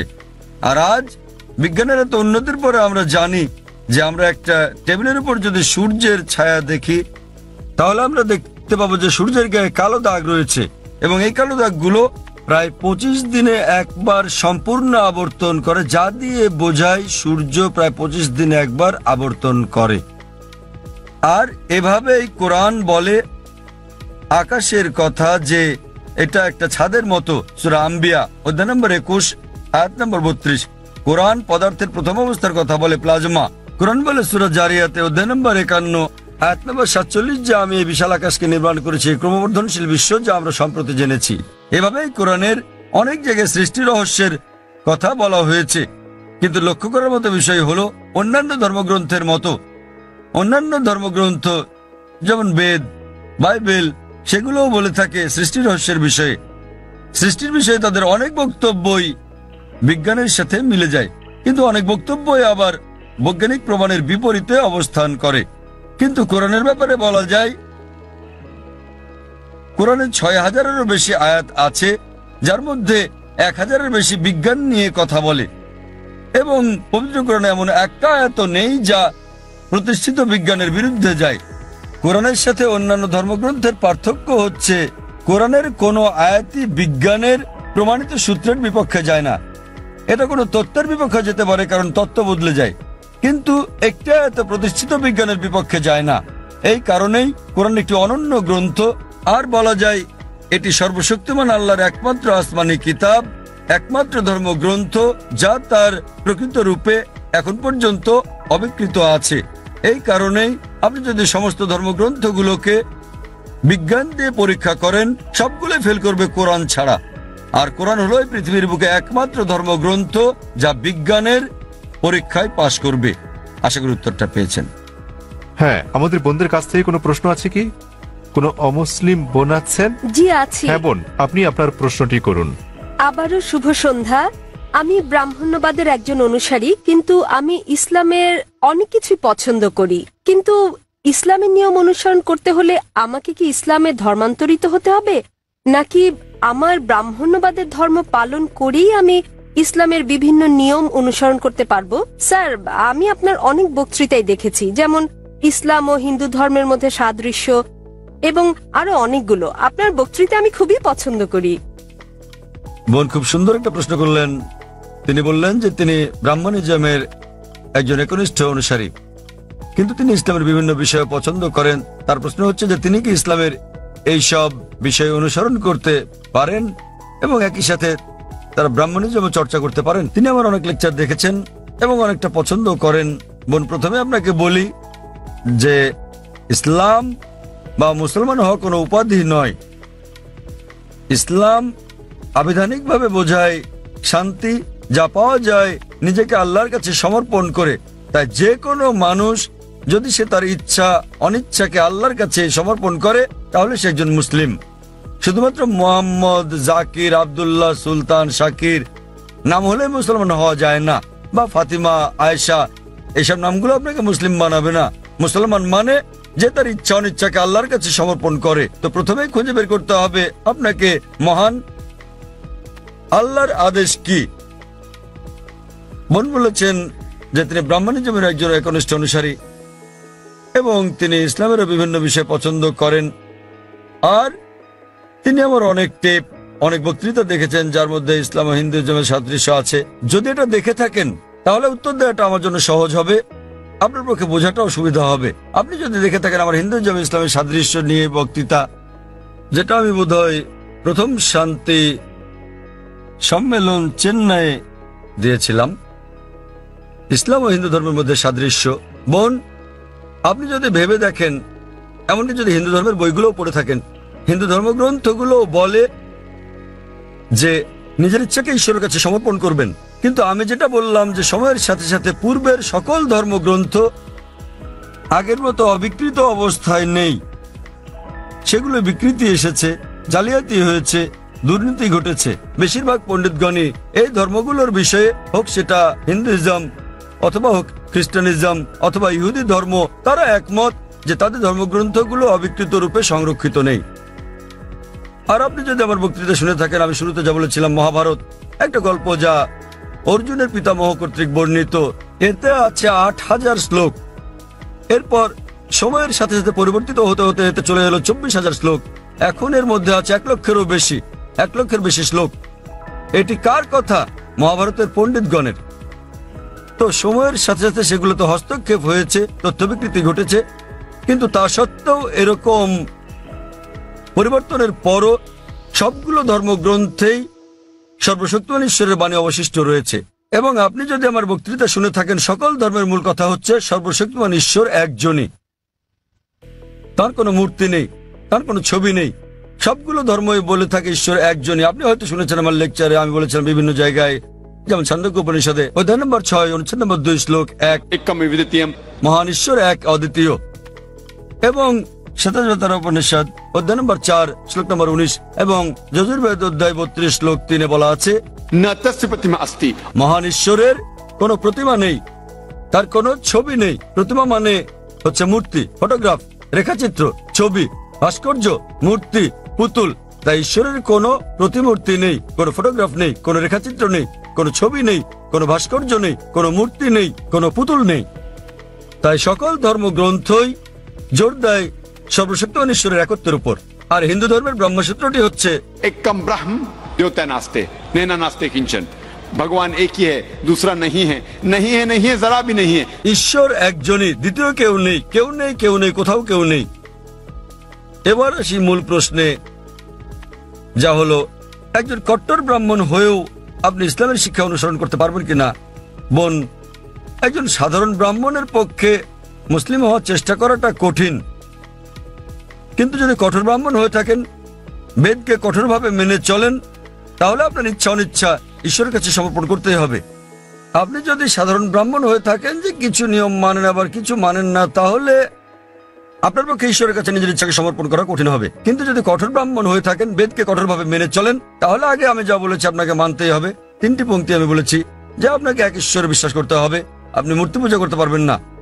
আপনাকে বিশ্বাস করতে হবে যে ঈশ্বর এক, তার কোনো প্রতিচ্ছবি নেই, কোনো ফটোগ্রাফ নেই, কোনো মূর্তি নেই।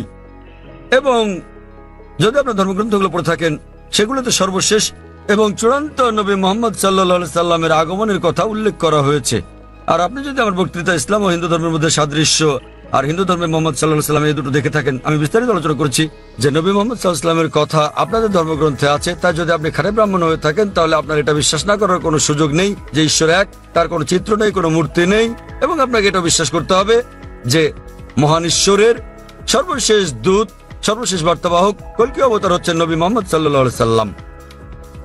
কিন্তু যখন আপনার ধর্মগ্রন্থ বলে যে আপনাকে কল্কি অবতার চূড়ান্ত দূতকে অনুসরণ করতে হবে, তো যখন আপনি এই দূত নবী মোহাম্মদ সাল্লাল্লাহু আলাইহি ওয়াসাল্লামের বাণীগুলো পড়বেন, তখন আপনি দেখবেন যে এই কথাগুলো আপনার ধর্মগ্রন্থগুলোতে যা লেখা আছে তার সাথে মিলে যাচ্ছে। আবার একই সাথে দেখবেন এটা আপনার ধর্মগ্রন্থের অনেক কথার বিরুদ্ধে যাচ্ছে।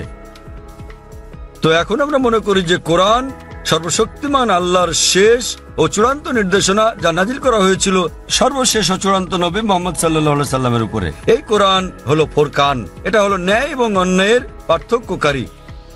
তাই কোরআনের সাথে যা যা মিলে যায়, সেটা যদি বাইবেলে উল্লেখ থাকে অথবা থাকে বেদে অথবা মহাভারতে অথবা রামায়ণে, নিশ্চিতভাবে আপনি ধরে নিতে পারেন যে তা হয়েছে সর্বশক্তিমান ঈশ্বরের ইচ্ছা ও আদেশ অনুসারেই। যদি সেটা বিরুদ্ধে যায়, আপনাকে মানতে হবে যে এটা হচ্ছে সর্বশক্তিমান ঈশ্বরের ইচ্ছা ও আদেশের বিপরীত। তাই আপনি যদি একনিষ্ঠ ব্রাহ্মণ হন, ব্রাহ্মণিজম চর্চা করে থাকেন, আপনাকে এক ঈশ্বরে বিশ্বাস করতে হবে, মূর্তি পূজার বিরোধিতা করতে হবে, আর আপনি যদি আমার সেই বক্তৃতা ইসলাম ও হিন্দু ধর্মের সাদৃশ্য শুনে থাকেন, সেখানে যা বলা হয়েছে আপনি যদি কমপক্ষে সেগুলো অনুসরণ করেন, তাহলে অন্যগুলো বাদই দিলাম আমি।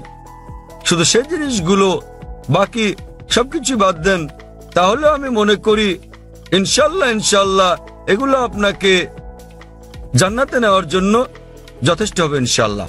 তাই আপনি যদি আমার বক্তৃতা ইসলাম ও হিন্দু ধর্মের মধ্যে সাদৃশ্য শুনে থাকেন, সর্বশক্তিমান ঈশ্বরের একত্ববাদ সম্বন্ধে, নবী মুহাম্মদ সাল্লাল্লাহু আলাইহি সাল্লাম সম্বন্ধে, কিভাবে সালাত আদায় করা যায়, মদ খাওয়া যাবে না, শুকরের মাংস খাওয়া যাবে না, যা কোরআনের সাথে সাথে আপনাদের ধর্মগ্রন্থ বলা আছে, আপনাদের বেদে শালীনতার বিষয়ে বলা আছে যে মহিলাদের নিজেদের আবৃত রাখা উচিত, যা কোরআনেও বলা আছে। তাই আমার সেই বক্তৃতায় যা যা আমি বলেছি, আরো অনেক বিষয় আছে, কিন্তু আপনি যদি শুধু এই বিষয়গুলো ভালোভাবে অনুসরণ করেন বোন, ইনশাল্লাহ এগুলো আপনাকে এই পরীক্ষায় পাশ করিয়ে দেওয়ার জন্য যথেষ্ট। আপনি চাইলে আরো অনেক কিছু অনুসরণ করতে পারেন, কিন্তু কমপক্ষে এই বিষয়গুলো, এই প্রধান বিষয়গুলো যা আমি উল্লেখ করেছি, কিন্তু আপনার ধর্মগ্রন্থে যা বিতর্কিত, আপনার তা অনুসরণ করা উচিত নয়, কারণ আপনাদের পণ্ডিতগণই বলেন যে এটা সময়ের আবর্তনে পরিবর্তিত হয়ে গেছে। আমাদের বুঝতে হবে যে এই বিষয়গুলো হচ্ছে তথ্য বিকৃতি, হস্তক্ষেপিত, সত্যের অতিরঞ্জন। তাই মিলগুলো শুধু অনুসরণ করেন, ইনশাল্লাহ আপনি একজন ভালো ব্রাহ্মণ হতে পারবেন। আপনি নিজ ধর্মগ্রন্থের অনুশাসন মেনে চলেন, যা ফুরকান এবং কোরআনের সাথে মিলে যায়, এবং ইনশাল্লাহ একজন নিয়মনিষ্ঠ মুসলমানও হতে পারেন। তো আশা করি ইনশাল্লাহ যে সর্বশক্তিমান আল্লাহ আপনাকে হৃদায়ত দান করুন। বোন, আপনি কি বিশ্বাস করেন ইসলাম ও হিন্দু ধর্মের সাদৃশ্য নিয়ে আমি আলোচনায় যে কথাগুলো বলেছিলাম? হ্যাঁ স্যার, পুরোপুরি। বোন, আমার লেকচারের কথাগুলোর সঙ্গে আপনি একমত? জি স্যার। আপনি কি নিয়মগুলো মানতে রাজি আছেন? হ্যাঁ, রাজি আছি। তাহলে আপনি যেহেতু এগুলো মানতে রাজি আছেন, আমি যা বলেছি, সুতরাং আপনি প্রকৃতই নিজের ইচ্ছা অনিচ্ছাকে আল্লাহর কাছে সমর্পণ করলেন। আরবিতে আপনি বলতে পারেন মুসলমান, বাংলায় বলতে পারেন আল্লাহর কাছে নিজের ইচ্ছাকে সমর্পণকারী। তো যদি একমত হন যে ধর্মগ্রন্থগুলোতে বলা আছে এক ঈশ্বরের উপাসনা করতে হবে, তিনি ছাড়া আর উপাস্য নেই, মূর্তি পূজা করা অন্যায়, আপনি যদি সর্বশেষ ও চূড়ান্ত নবী কলকি অবতার মুহাম্মদ সাল্লাল্লাহু আলাইহি সাল্লাম এবং তার শিক্ষার উপর বিশ্বাস রাখেন, তাহলে আমার মতে, আমি যদি আরবিতে বলি, আমাকে বলতে হবে যে আপনি ইসলাম ধর্ম পালন করছেন এবং আপনি একজন মুসলিম। বোন, আপনি কি একমত আছেন? জি স্যার, একমত। তাহলে আপনি কি জনসমক্ষে বলতে পারবেন যে আরবি নিয়মে আপনি একজন মুসলিম? বোন, আপনি কি আরবি নিয়মে ঘোষণা দিতে পারবেন এটা? যেহেতু আপনি মেনে নিয়েছেন একজন ঈশ্বর এবং নবী মুহাম্মদ সাল্লাল্লাহু আলাইহি সাল্লাম সর্বশেষ চূড়ান্ত নবী, তা আপনি কি ঘোষণা দিতে পারবেন যে আপনি একজন মুসলিম? আমি বলছি না যে আমি একজন মুসলিম, যদিও আপনি যা বলেছেন আমি তার সাথে একমত। এখন আপনি যদি মেনে নেন যে ঈশ্বর একজন এবং তার কোনো মূর্তি বা ছবি নেই এবং একমাত্র তারই উপাসনা করতে হবে, আর আপনি যদি মেনে নেন যে নবী মুহাম্মদ সাল্লাল্লাহু আলাইহি সাল্লাম আল্লাহ প্রেরিত দূত, এই দুটোই যথেষ্ট আপনাকে ইসলাম ধর্মের জগতে নিয়ে আসার জন্য, আপনি পাস করেছেন। অন্যান্য বিষয়গুলো পরে আসবে। তো আপনি যদি মানেন ঈশ্বর এক, তার কোনো প্রতিচ্ছবি নেই, আপনি যদি মূর্তি পূজা করতে অস্বীকার করেন এবং আপনি মানেন যে নবী মুহাম্মদ সাল্লাল্লাহু আলাইহি সাল্লাম শেষ ও চূড়ান্ত নবী, তাহলে আপনি এই জগতে প্রবেশ করতে পারবেন ইনশাআল্লাহ, অথবা সঠিকভাবে বলতে গেলে এই জীবন দর্শনে। এবং ইনশাআল্লাহ এভাবে চর্চা চালিয়ে গেলে আপনি কি এই জীবন ধারায় আসতে চান বোন? ঈশ্বর চাইলে। হ্যাঁ, এই তো ইনশাআল্লাহ, মাশাআল্লাহ। তো বোন, আমি আবারও আপনাকে জিজ্ঞেস করতে চাই আনুষ্ঠানিকভাবে, বোন, আপনি কি বিশ্বাস করেন যে এক ঈশ্বর? হ্যাঁ, করি। বিশ্বাস করেন যে সর্বশক্তিমান ঈশ্বর ছাড়া আর কারো উপাসনা করা উচিত নয়? হ্যাঁ। আপনি কি একমত যে মূর্তি পূজা ঠিক নয়? পুরোপুরি না হলেও কিছুটা একমত। না, দেখলেন তো, পুরোপুরি না কিছুটা, এটাই বলতে পারছেন না। আপনি এটা বলতে পারেন না যে কেকটা খেতে চাই, পেতে চাই। মূর্তি পূজা করা সঠিক নয়, নতুবা সঠিক। এর মানে ঈশ্বরের কাছে প্রার্থনার জন্য আপনার মূর্তি পূজার সাহায্য নিতে হবে না, কোনো মূর্তি পূজা করতে হবে না। আপনি কি মানেন যে ঈশ্বরের কোনো প্রতিরূপ নেই? হ্যাঁ। আচ্ছা, আপনি মানেন, এর মানে আপনি বলছেন ঈশ্বরের কোনো প্রতিমূর্তি নেই? হ্যাঁ। ঠিক আছে। আপনি কি মানেন যে নবী মুহাম্মদ সাল্লাল্লাহু আলাইহি সাল্লাম সর্বশেষ চূড়ান্ত নবী? আমি আসলে এইটুকু পর্যন্ত ভালো করে জানি না, কিন্তু অন্যগুলো আপনি যা বলেছেন আমি মানছি, কিন্তু আমি আসলেই জানি না। আপনি কি মানেন যে তিনি আল্লাহ প্রেরিত দূত? হ্যাঁ, মানি। আপনি মানেন তিনি আল্লাহর দূত? হ্যাঁ। চমৎকার, চর্চাটাই আসল। একজন নির্ভেজাল মুসলিম হওয়া সহজ কথা নয়, আমরাও চেষ্টা করছি। তো বোন, আমি যদি বলি আপনি কি আমার সাথে কালিমায়ে শাহাদা পাঠ করবেন? আপনি কি শাহাদাত পাঠ করবেন, যা আসলে আরবিতে একটা ঘোষণা, ওই একই কথা যা আমি বলেছি যে আল্লাহ ছাড়া কোনো প্রভু নেই আর নবী মুহাম্মদ সাল্লাল্লাহু আলাইহি সাল্লাম তার দূত। আরবিতে এটা বলতে চান? হ্যাঁ স্যার, বেশ, অবশ্যই। আমি আরবিতে বলবো, আপনি আমার সাথে সাথে বলবেন, আর পরে এটার অনুবাদও বলবো। ঠিক আছে। আশহাদু আশহাদু আল্লাহ আল্লাহ ইলাহা ইলাহা ইল্লাল্লাহ ইল্লাল্লাহ ওয়া আশহাদু ওয়া আশহাদু আন্না আন্না মুহাম্মাদান মুহাম্মাদান আবদুহু আবদুহু ওয়া রাসূলুহু। ওয়া রাসূলুহু। আমি সাক্ষ্য দিচ্ছি আমি সাক্ষ্য দিচ্ছি আমি সাক্ষ্য দিচ্ছি যে যে কোনো উপাস্য নেই কোনো উপাস্য নেই আল্লাহ ছাড়া। আল্লাহ ছাড়া। আর আমি সাক্ষ্য দিচ্ছি আর আমি সাক্ষ্য দিচ্ছি যে নবী মোহাম্মদ সাল্লাল্লাহু আলাইহি যে সাল্লাম নবী মোহাম্মদ সাল্লাল্লাহু আলাইহি হলেন সাল্লাম হলেন আল্লাহর আল্লাহর বান্দা এবং রাসূল। বান্দা এবং রাসূল। মাশাআল্লাহ বোন, ধন্যবাদ। এখন আপনি একজন মুসলিম এবং আমি প্রার্থনা করছি যেন আল্লাহ সুবহানাহু ওয়া তাআলা আপনাকে পথ প্রদর্শন করেন। আর আমি চাই যে ইনশাআল্লাহ সকল ভাই বোনেরা যখনই কেউ ইসলাম গ্রহণ করবেন আপনারা তাকে জ্ঞানের দিক থেকে সাহায্য করবেন, এভাবে আপনারা সমাজ সেবা করতে পারেন। বোন, আপনার কাছে একটা অনুরোধ আমার যে ইনশাআল্লাহ আপনি কোরআন অনুবাদ সহ পড়বেন, এমনকি যদি আগেও পড়ে থাকেন তবুও, এবং নির্দেশনাগুলো মেনে চলবেন, এবং ইনশাআল্লাহ আপনি তখন আল্লাহর কাছে নিজের ইচ্ছে সমর্পণকারী একজন নিষ্ঠাবান মানুষ হতে পারবেন। আর আমাদের জন্য দোয়া করবেন বোন। কোনো অমুসলিম ভাই আছেন? হ্যাঁ, ঠিক আছে। আমার নাম বালা। এমনিতে আমি একজন সাধারণ ইঞ্জিনিয়ার। আমি নিজেও এটা দৃঢ়ভাবে বিশ্বাস করি যে সমগ্র সৃষ্টি জগতের জন্য একজনই স্রষ্টা থাকা উচিত। কিন্তু আমার প্রশ্নটা হচ্ছে, সৃষ্টি নিজেই, ধরুন যে এই পৃথিবী স্রষ্টা নন, কি নিজে নিজেকে ধ্বংস করতে পারে? স্রষ্টা কি জগতের ধ্বংস সম্বন্ধে কিছু বলেছেন? ভাই একটা প্রশ্ন করলেন যে তিনি একমত স্রষ্টা একজনই এবং এই বিশ্ব ব্রহ্মাণ্ড সবকিছু তিনি সৃষ্টি করেছেন। এই স্রষ্টা কি নিজে পৃথিবী ধ্বংস করতে পারেন? এর কোন উল্লেখ আছে কি না? আপনি যদি কোরআন পড়েন, যা সৃষ্টিকর্তা আল্লাহ সুবহানাহু ওয়া তাআলার সর্বশেষ চূড়ান্ত বার্তা, এটা বলা আছে যে তিনি এই ব্রহ্মাণ্ড তৈরি করেছেন এবং তিনি একদিন এটা ধ্বংস করে দেবেন, এটা বলা আছে। এবং যখন এটা ধ্বংস করবেন তিনি নতুন আরেকটা সৃষ্টি করবেন। সুতরাং এই জগৎ একটা নির্দিষ্ট সময়ের জন্যই, কিন্তু সর্বশক্তিমান আল্লাহ এই জগৎ ধ্বংস করে দেবেন, যাকে আমরা কিয়ামত বলি, পৃথিবীর অন্তিম পরিণতি। এবং আজকাল বিজ্ঞানীরা বলছেন যে ব্রহ্মাণ্ড একসময় ধ্বংস হয়ে যাবে। অনেক ধরনের তত্ত্ব বিজ্ঞানীরা দিয়ে থাকেন, যেমন ব্ল্যাক হোল বা এই ধরনের বিষয়, কিন্তু অনেকগুলো তত্ত্ব আবার কোরআনের বক্তব্যের সাথে মিলে যায়। যেমন ধরেন, কোরআন বলে যে সূর্য এবং চন্দ্র একসাথে মিলে যাবে, কোরআন বলে যে সমুদ্র ফুলে উঠবে, কোরআন বলে যে নক্ষত্রগুলো ঝরে পড়বে, কোরআন বলে যে সমগ্র সৃষ্টি জগৎ ধ্বংসের মুখে এসে দাঁড়াবে। এবং এই বিষয়ে যা বলা আছে তার অনেকগুলো বিজ্ঞানীদের দেওয়া তত্ত্বের সাথে মিলে যায়। তত্ত্ব কেন? কারণ এগুলো হচ্ছে অনুমান। যেহেতু কোরআন হলো সর্বশেষ এবং চূড়ান্ত কিতাব, আমরা বলছি যে যেভাবে আমাদের সৃষ্টিকর্তা কোরআনে বলেছেন সেভাবে এটা ঘটবে। এই বিশ্ব ব্রহ্মাণ্ড সেভাবেই ধ্বংস হবে। এটা ধ্বংস হওয়ার পর সবকিছু পুনরুত্থিত হবে, আল্লাহ একটা নতুন জগৎ তৈরি করবেন। এবং এটা নির্ভর করবে আমরা পরীক্ষায় কেমন করি তার উপর। আল্লাহ বলেছেন সূরা মুলক অধ্যায় নম্বর 67 আয়াত নম্বর 2, আল্লাযী খালাকাল মাউতা ওয়াল হায়াতা। আল্লাহ সৃষ্টি করেছেন জীবন এবং মৃত্যু, তোমাদের মধ্যে সৎকর্মে কে উত্তম দেখার জন্য। তো ভাই, এটার উল্লেখ ধর্মগ্রন্থে আছে। তো আপনি কি এই স্রষ্টাতে বিশ্বাস করেন?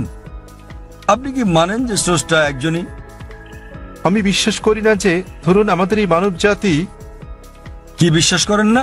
মানব জাতির পক্ষে সৃষ্টি মানে সৃষ্টি, অর্থাৎ দুঃখিত, আপনি বলছেন যে মানব জাতি কি এই পৃথিবীকে ধ্বংস করতে পারে। তো ভাই বলছেন যে মানব জাতি এই পৃথিবীকে ধ্বংস করতে পারে। হ্যাঁ, তারা আসলে সেটাই। সেটা কি আমি বলতে চাইছি, আপনি মনে করেন মানব জাতি এই সৃষ্টিকে ধ্বংস করতে পারে? হ্যাঁ। ভাই বলছেন যে তিনি মনে করেন মানব জাতি পারে এই সৃষ্টিকে ধ্বংস করতে। তারা চেষ্টা করতে পারে কিন্তু সফলতা পাবে না। তারা চেষ্টা করতে পারে কিন্তু তারা সফল হতে পারবে না। তারা সফল হতে পারে শুধুমাত্র আল্লাহ সুবহানাহু ওয়া তাআলা চাইলেই। এমনিতে আমরা যেটা বুঝি যে বিজ্ঞানীরা বলে থাকেন সৃষ্টি হচ্ছে দুই প্রকারের। একটা হলো একটা কিছু থেকে অন্য আরেকটা কিছু তৈরি করা, যা আমরা মানুষেরা করে থাকি। যেমন একটা গাছ, সেটা আমরা কাটি, কেটে কাঠ বের করি, তারপর চেয়ার টেবিল বানাই। এটা হচ্ছে কোনো কিছু থেকে কোনো কিছু সৃষ্টি, যা করতে পারে মানুষও এবং সর্বশক্তিমান আল্লাহ। কিন্তু অন্য ধরনের সৃষ্টিটা হচ্ছে শূন্য থেকে কোনো কিছু তৈরি করা, যা মানুষ কখনোই করতে পারবে না, শুধু আমাদের ঈশ্বরই করতে পারেন, শুধু আল্লাহই করতে পারেন। তাই আরবিতে খালাকা শব্দের দুটো মানে আছে। একটা মানে হলো কোনো কিছু থেকে আরেকটা কিছু তৈরি করা, এবং খালাকা শব্দের অন্য মানেটা হচ্ছে শূন্য থেকে কিছু তৈরি করা। এবং সর্বশক্তিমান এই চ্যালেঞ্জটাই দিচ্ছেন সূরা তুরে অধ্যায় নম্বর 52 আয়াত নম্বর 35। তোমরা কি শূন্য থেকে কিছু তৈরি করতে পারো? উত্তর হচ্ছে না। একইভাবে আপনি যখন বলছেন যে আপনি ধ্বংস করছেন, আপনি গাছটিকে ধ্বংস করছেন, গাছটি চেয়ার টেবিলে রূপান্তরিত হলো, তো আপনি এটাকে নিশ্চিহ্ন করতে পারছেন না। শক্তি তার রূপ পরিবর্তন করে, বিজ্ঞানীরা তাই বলেন। তাই মানুষ এই ধরনের সৃষ্টি শুধু ঘটাতে পারে। আমরা ইট বানাতে পারি, বাড়ি বানাতে পারি, আবার সেটা ধ্বংস করতে পারি, কিন্তু অন্য কিছু তো রূপ নেবে। শুধু আল্লাহ সুবহানাহু ওয়া তাআলাই শূন্য অবস্থা থেকে অন্য কিছু তৈরি করতে পারেন এবং তিনি সম্পূর্ণভাবে নিশ্চিহ্ন করতে পারেন, যা আমরা পারি না। আপনি চেষ্টা করতে পারেন, বলতে পারেন পারমাণবিক অস্ত্র দিয়ে ধ্বংস করতে পারি, আপনি সম্পূর্ণ ধ্বংস করতে পারবেন না, এটা একেবারে অসম্ভব। এটা শুধুমাত্র আমাদের স্রষ্টা সর্বশক্তিমান আল্লাহ করতে পারেন, আমরা পারি না। এ কারণে পবিত্র কোরআন বলে যে স্রষ্টা এই জগৎ তৈরি করেছেন এবং তিনি এটি ধ্বংস করে আরেকটি নতুন জগৎ তৈরি করবেন। আশা করি উত্তরটা পেয়েছেন। এবারের প্রশ্ন বোনদের দিক থেকে, ওখানে কোনো অমুসলিম বোন আছেন? আসসালামু আলাইকুম। এই প্রশ্নটা আসলে একজন অমুসলিম ভাইয়ের পক্ষ থেকে এসেছে। তার নাম স্বামীনাথন। তিনি তথ্য প্রযুক্তির ওপর ব্যাচেলর ডিগ্রি করেছেন। তার প্রশ্নটি হলো, ইসলাম কেন সমালোচনার ব্যাপারে এতটা স্পর্শকাতর, আর কেন সালমান রুশদি বা ইউরোপীয় কার্টুনিস্টকে মৃত্যু পরোয়ানা দেয়া হয়? সহজ ভাষায় বলতে গেলে ফতোয়া। আর একটু ভালোভাবে কি প্রতিক্রিয়া দেখানো সম্ভব নয়? বোন একটা ভালো প্রশ্ন করেছেন একজন অমুসলিম ভাইয়ের পক্ষ থেকে, যে কেন মুসলমানরা সমালোচনার প্রতি এত স্পর্শকাতর। তিনি সালমান রুশদির প্রসঙ্গ এনেছেন। সমালোচনার ব্যাপারে কেন এত সংবেদনশীল? বোন, প্রতিটি মানুষই সংবেদনশীল। আপনি আমাকে একজন মানুষ দেখান যে সংবেদনশীল নয়, কিন্তু তাদের সংবেদনশীলতা বদলাতে থাকে। সংবেদনশীলতা পরিবর্তিত হয়। কিছু নির্দিষ্ট ব্যাপারে আমরা সংবেদনশীল, কিছু ব্যাপারে তা নই। তাই প্রতিটি মানুষের ক্ষেত্রে এটা পরিবর্তিত হয়। যখন মুসলমানদের ব্যাপারে বলতে হয়, আমরা মুসলমান, আমরা আমাদের পালনকর্তা আল্লাহ সুবহানাহু ওয়া তাআলাকে ভালোবাসি এবং আল্লাহ রাসূলকে ভালোবাসি, এবং নবী মুহাম্মদ সাল্লাল্লাহু আলাইহি সাল্লাম বলেছেন যে কোনো মুসলমানই প্রকৃত মুসলমান নয় যতক্ষণ পর্যন্ত সে আল্লাহ এবং তার রাসূলকে নিজের চেয়েও বেশি না ভালোবাসে, আল্লাহ এবং তার রাসূলকে নিজের চেয়েও বেশি ভালো না বাসে। এখন আমরা যদি দেখি যে কিছু মানুষ তাদের সন্তানদের সবচেয়ে বেশি ভালোবাসে। একটা গবেষণায় দেখা গেছে যে বানরেরা তাদের সন্তানদের খুব ভালোবাসে। তো একটা বানরকে একটা কুয়ার মধ্যে রাখা হলো তার বাচ্চার সাথে, তারপর পানি ঢালা হলো, কুয়ার ভেতর পানি বাড়তে লাগলো। তখন বানরটা তার বাচ্চাটাকে কোলে তুলে নিল। পানি বাড়তে থাকলে সে তার বাচ্চাটাকে বাঁচাতে চেষ্টা করছিল। যখন সে আর বাঁচাতে পারলো না, সে নিজে বাচ্চা ফেলে লাফ দিয়ে বেরিয়ে এলো। তাহলে তারা তাদের বাচ্চাকে অনেক বেশি ভালোবাসে, কিন্তু নিজের জীবনের চেয়ে বেশি নয়। এ কারণে বাচ্চাটাকে নিয়ে আসতে না পেরে সে নিজে লাফ দিয়ে বেরিয়ে চলে এলো। এটা একটা পরীক্ষা মাত্র। একইভাবে মানুষও তার বাচ্চাকে ভালোবাসে, নিজেকে ভালোবাসে, ঠিক আছে, কিন্তু যখন মুসলমানদের প্রসঙ্গ আসে, আমরা আল্লাহ এবং তার রাসূলকে নিজের চেয়ে বেশি ভালোবাসি। উদাহরণস্বরূপ, আপনি যদি আমাকে অপমান করেন, আমি এটা পছন্দ করব না, কিন্তু কিছু মনেও করব না। আমি পছন্দ করব না, কিছু মনেও করব না, ঠিক আছে, সমস্যা নেই। কিন্তু আপনি যদি আল্লাহ এবং তার রাসূলকে অবমাননা করেন, আমি বেশি কষ্ট পাবো। এটা সংবেদনশীলতা নয়, এটার কারণ হচ্ছে তারা আমার খুব কাছের। সুতরাং মুসলমানদের কাছে আল্লাহ এবং তার রাসূল খুবই ঘনিষ্ঠ, এমনকি আমাদের সন্তানদের চেয়েও ঘনিষ্ঠ, স্ত্রীর চেয়েও ঘনিষ্ঠ, স্বামীর চেয়েও ঘনিষ্ঠ, নিজের জীবনের চেয়েও ঘনিষ্ঠ। তো এ কারণে আমি বলবো যে আপনি একটু অন্যভাবে প্রশ্নটা করতে পারতেন যে কেন মুসলমানরা আল্লাহ এবং তার রাসূলকে এত বেশি ভালোবাসে। আপনি আমাকে একজন মানুষ দেখান, আপনি যদি তাকে অপমান করেন ঠিক আছে, কিন্তু তার মাকে অপমান করলে সে রেগে যাবে। যদি কারো মাকে নিয়ে বাজে কথা বলেন, সে অবশ্যই রেগে যাবে। তো আমরা আমাদের আল্লাহ এবং রাসূলকে আমাদের মায়ের চেয়ে বেশি ভালোবাসি। এই ব্যাপারগুলোর উপর ভিত্তি করে মুসলমানেরা বোঝাতে চান যে যখন সালমান রুশদি ব্র্যাকেটে একজন তথাকথিত মুসলিম পরিবারে জন্ম, যখন তিনি বই লেখেন, মিথ্যে সমালোচনা করেন শুধু কিছু, বুঝতে পারছেন, কিছু টাকার জন্য, সে কারণে তখন মুসলমানরা তার তীব্র প্রতিবাদ করে। আপনি বলছেন প্রতিবাদ করার আর কোনো ভালো উপায় ছিল কিনা? আমিও মনে করি মুসলমানদের প্রতিবাদের সবগুলো উপায় সঠিক ছিল না। অনেক সময় জানমালের ক্ষতি হয়েছে, যা আমিও সমর্থন করি না, কিন্তু তারা সংবেদনশীল, যেহেতু এটার সাথে আমাদের পালনকর্তা আল্লাহ সুবহানাহু ওয়া তাআলা এবং তার দূত জড়িত। কিন্তু আমাদের খারাপ লাগা উচিত, কিন্তু তাদের কেউ কেউ অতি প্রতিক্রিয়াশীল, কেউ কেউ আবার প্রতিবাদ করেছেন সহিংস উপায়ে, যেটা করা উচিত নয়। কেউ কেউ শান্তিপূর্ণ করা ঠিক আছে, প্রতিবাদ করা উত্তম। আর আপনি হয়তো আমার একটা আলোচনা ধর্মীয় মৌলবাদ কি মত প্রকাশের অধিকারের জন্য বাধাস্বরূপ শুনে থাকবেন। আমি বিস্তারিত বলেছি সালমান রুশদি কি করেছেন আর তিনি কিভাবে বইটি লিখেছেন, এবং সর্বপ্রথম দেশ স্যাটানিক ভার্সেস যে নিষিদ্ধ করেছিল কোন দেশ? ইন্ডিয়া। শ্রী রাজীব গান্ধী সে সময় প্রধানমন্ত্রী, তিনি তখন সেই বইটি স্যাটানিক ভার্সেস নিষিদ্ধ করেছিলেন ভারতে, যা বইটি নিষিদ্ধকারী প্রথম দেশ। এবং আমি এটাকে স্বাগত জানাই, কিন্তু নিজের অজ্ঞতাবশত তিনি জানতেন না যে সেই একই বই স্যাটানিক ভার্সেসে নবী মোহাম্মদ সাল্লাল্লাহু সাল্লাম এবং আল্লাহ তাআলা সম্পর্কে বাজে মন্তব্য করা ছাড়াও তিনি বাজে মন্তব্য করেছিলেন সীতা এবং শ্রীরাম সম্পর্কেও, শ্রীরামকে নিয়েও, যা মানুষজন বইটি পড়লে হয়তো নাও বুঝতে পারে। আর ভেবে দেখেন, আমি ইংরেজ সরকারের কাছে প্রশ্নটা করছি। কয়েক বছর আগে একজন আমেরিকান লেখক ছিলেন, সাহিত্যিক, যিনি মার্গারেট থ্যাচারের নীতি নিয়ে 4 অক্ষরের একটা শব্দ ব্যবহার করেন। মার্গারেট থ্যাচারের নীতি 4 অক্ষরের শব্দ, ফাদার আঙ্কেল কাজিন কিং, এবং তারা তাকে ব্রিটেনে আসতে নিষিদ্ধ করলো। কেন? তিনি 4 অক্ষরের শব্দটা ব্যবহার করেছিলেন বলে। এই সালমান রুশদি তিনিও এই একই শব্দ ব্যবহার করেন এবং এটাতে আইএনজি যোগ করেন, অনেকবার করেছেন ইংরেজি নীতি সম্বন্ধে আর মার্গারেট থ্যাচারকে নিয়ে, এবং তিনি তাকে সম্বোধন করেন, জানেন কিনা, ম্যাগি বা দুশ্চরিত্রা। আচ্ছা বেশ, আপনি বলতে পারেন যে ইংরেজরা উদারমনা না, তারা কিছু মনে করবে না, কিন্তু আপনি যদি দেখা করেন মার্গারেট থ্যাচারের ছেলের সাথে আর তাকে বলেন যে সালমান রুশদি আপনাকে দুশ্চরিত্রার ছেলে বলেছে, তিনি কি করবেন? আঘাত করবেন। তো সংবেদনশীলতা কি এটার উপর ভিত্তি করে? সবাই আসলে সংবেদনশীল। আবার মনে করেন এই একই ইংরেজ সরকার, যা কিনা একজন আমেরিকান লেখককে নিষিদ্ধ করেছিল 4 অক্ষরের শব্দের জন্য, সালমান রুশদিকে তারা মেনে নেয়। কেন? কি কারণে?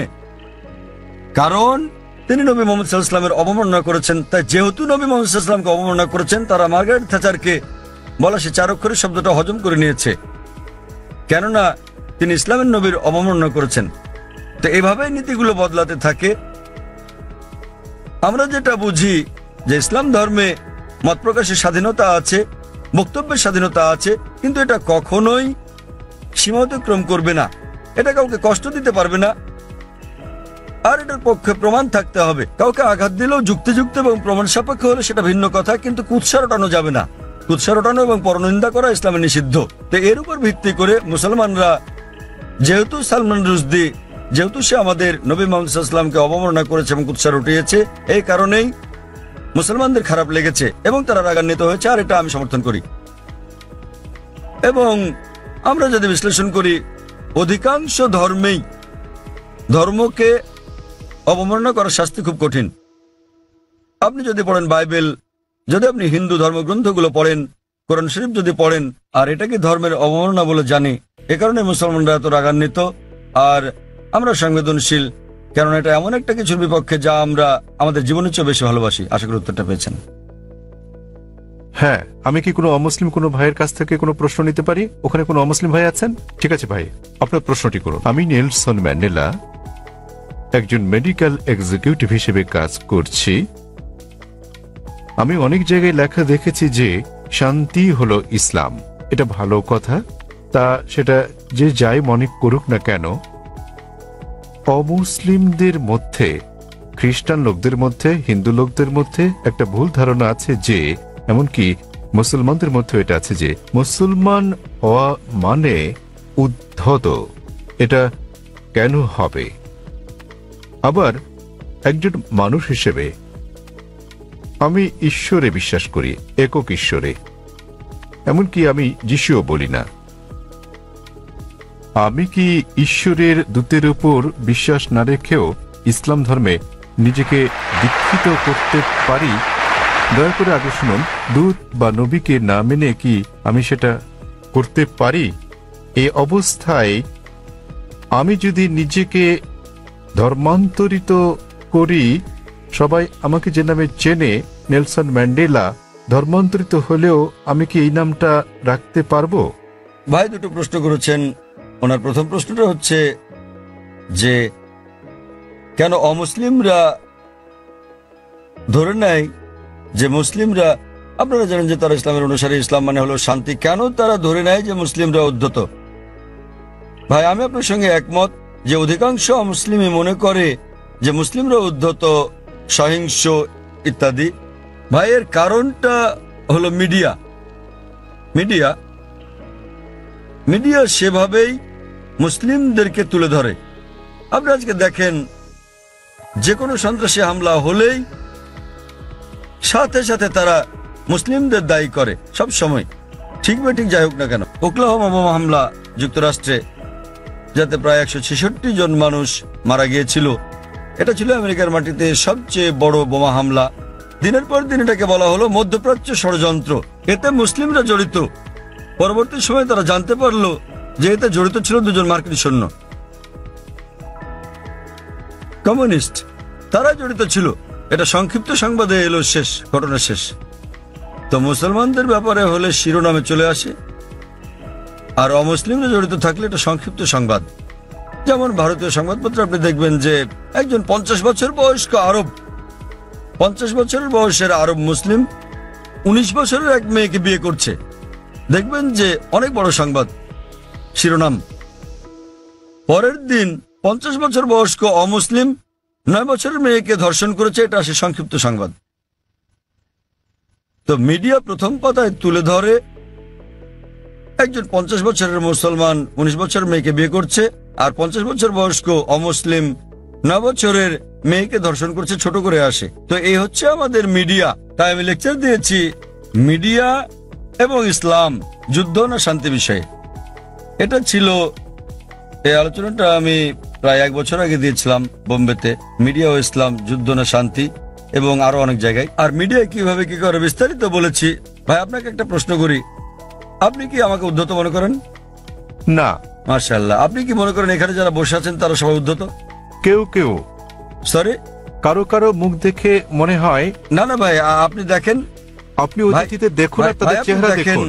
ঈশ্বর কাউকে যে চেহারা দেন তার জন্য কি তাকে দোষী করা যায়? আমি আপনার মুখ দেখতে পাচ্ছি না, এখান থেকে আপনার মুখ দেখতে পাচ্ছি না, আপনি পর্দা আমার মুখ দেখতে পাচ্ছেন, আমি দেখছি না। খোদা না করুক আপনার চেহারা যদি উদ্ধত হয়, আপনাকে দায়ী করা যাবে? না না। তাই কখনো বলবেন না যে চেহারা উদ্ধত। হ্যাঁ, কারো ব্যবহার যদি আপনাকে খোঁচা মেরে থাকে, এখানে কেউ কেউ আপনাকে মেরেছে, আপনাকে কেউ গালাগাল করেছে? না। তো ভাই আপনি যদি বলেন চেহারা উদ্ধত, তাহলে আপনাকে আবার ভেবে দেখতে হবে। দেখুন, চেহারা হলো ঈশ্বর প্রদত্ত, তাই কাকে দায়ী করবেন, ঈশ্বরকে না মানুষকে? অথবা নিজেকে দায়ী করতে পারেন যে আপনি মনে করেছেন সে উদ্ধত। আরেকটা ব্যাপার দেখেন ভাই, মনোবিজ্ঞান আছে। মনোবিজ্ঞানে বলা হয় যে, দেখেন আমি একজন মেডিকেল ডাক্তার, মনোবিজ্ঞানে বলা হয়, ধরেন আপনি ভাবছেন যে মিস্টার এ আপনার শত্রু, আপনার মনে হচ্ছে মিস্টার এ আপনার শত্রু, ঠিক আছে? কিন্তু তিনি একজন সাধারণ মানুষ, গড়পড়তা মানুষ। যখনই মিস্টার এ কে দেখছেন, তাকে শত্রু ভাবছেন আপনি, এবং আপনি রেগে যাচ্ছেন, তার দিকে এভাবে তাকাচ্ছেন। তিনি একজন স্বাভাবিক মানুষ, যেহেতু আপনি সেভাবে তাকাচ্ছেন, তিনিও রেগে যাচ্ছেন। তো যখনই তিনি রাগছেন, হ্যাঁ বলেছিলাম না, দেখলেন আমার দিকে কিভাবে তাকাচ্ছে? প্রথমে তো আপনি তাকিয়েছেন, তিনি একজন সাধারণ মানুষ, যেহেতু আপনি মনে মনে ভেবে নিয়েছেন যে মিস্টার এ আপনার শত্রু, তিনি যখনই আসেন আপনি শত্রুর মতো আচরণ করছেন তার সাথে। তিনি স্বাভাবিক, কিন্তু আপনি তাকে দেখছেন, তার চলাফেরা দেখছেন, রেগে তাকাচ্ছেন। তিনি ভাবছেন এই লোক কেন আমার দিকে রেগে তাকাচ্ছে, তাই তিনিও রেগে যাচ্ছেন। তখন আপনি বলছেন দেখেন আমার দিকে কিভাবে তাকাচ্ছে, কিন্তু শুরু করেছে কি আপনি? তো এই মনস্তাত্ত্বিক মিডিয়া মানুষের মনের মধ্যে মাকড়সার জাল তৈরি করে দিয়েছে। মিডিয়ার ফাঁদ হচ্ছে মুসলমানরা উদ্ধত, সন্ত্রাসী, সহিংস, আপনাকে মেরে ফেলবে। তো আপনি খুব সাবধান হয়ে গেলেন, মানুষের মুখের দিকে তাকাচ্ছেন, হয়তো কেউ সন্ত্রাসীর মতো দেখতে। কারণ যখনই তারা বলছে সন্ত্রাসী, মাথায় টুপি পরিয়ে দিচ্ছে।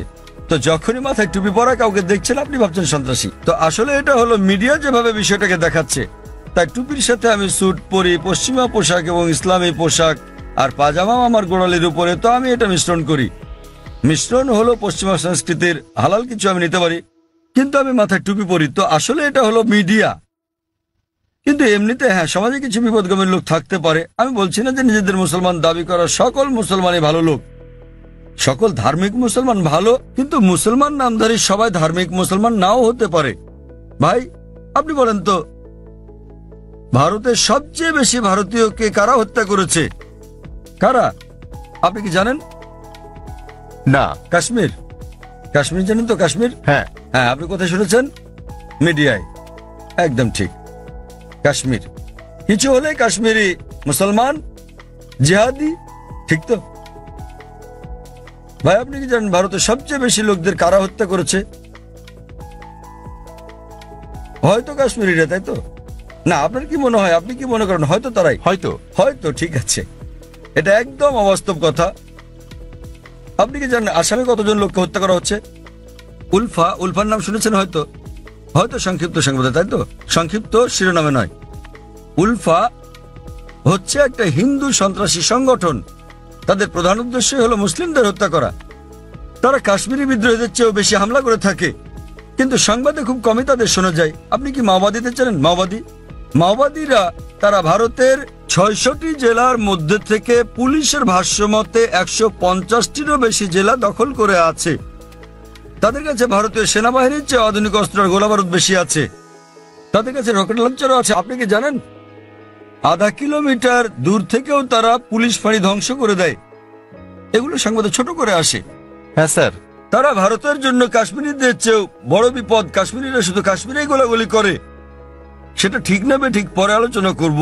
তাদের এই যুদ্ধ ন্যায় কি অন্যায় পরে আলোচনা করতে পারবো, ঠিক না বেঠিক? কিন্তু তারা স্থানীয় আর মাওবাদীরা পুরো দেশ কব্জা করছে, এবং সরকার মাওবাদীদের চেয়ে কাশ্মীরিদের নিয়ন্ত্রণ করতে বেশি টাকা খরচ করছে। আমাদের বুঝতে হবে যে এই হচ্ছে মিডিয়া। এটা মূলত মিডিয়াই। সব সমাজে খারাপ জিনিস আছে, মিডিয়া সমাজে দুষ্ট লোকদের খুঁজে বের করে এবং তুলে ধরে এভাবে যে মুসলিম মাত্র এরকম। আমি নিশ্চিত কিছু কিছু লোক মুসলমান হওয়া সত্ত্বেও অপরাধী, যারা হয়তো নিষ্পাপ লোকদের হত্যা করে থাকে। তারা কোরআনের বিরোধী, কিন্তু আরো বেশি অমুসলিম রয়েছে যারা আরো বড় অপরাধী, যারা আরো বেশি ভারতীয়কে হত্যা করছে, কিন্তু মিডিয়া তাদের তুলে ধরছে না। তো আপনার প্রথম প্রশ্নের উত্তরে বলা যায় যে এর জন্য মিডিয়ায় দায়ী, আর তা না হলে আপনি এখানে দাঁড়িয়ে থাকতেন না, ঠিক তো? চিন্তা করেন, আপনি হাজার হাজার লোকের সামনে দাঁড়িয়ে আমাকে প্রশ্ন করছেন। আমি এটা হ্যাঁ, সেটাই প্রশ্ন করা। যদি আপনি নিশ্চিত হতেন তাহলে আমাকে প্রশ্ন করতেন না, তাই তো? তো এটাই হচ্ছে প্রমাণ যে যদিও আপনি মিডিয়ার কথা শোনেন কিন্তু তাদেরকে পুরোপুরি বিশ্বাস করেন না। তাই আমরা আপনার মতো লোকদের সম্মান করি। নেলসন ম্যান্ডেলা, আর এটা আমাকে দক্ষিণ আফ্রিকার সেই মহান নেতার কথা মনে করিয়ে দেয়, নেলসন ম্যান্ডেলা। এবার আপনার দ্বিতীয় প্রশ্নে আসি।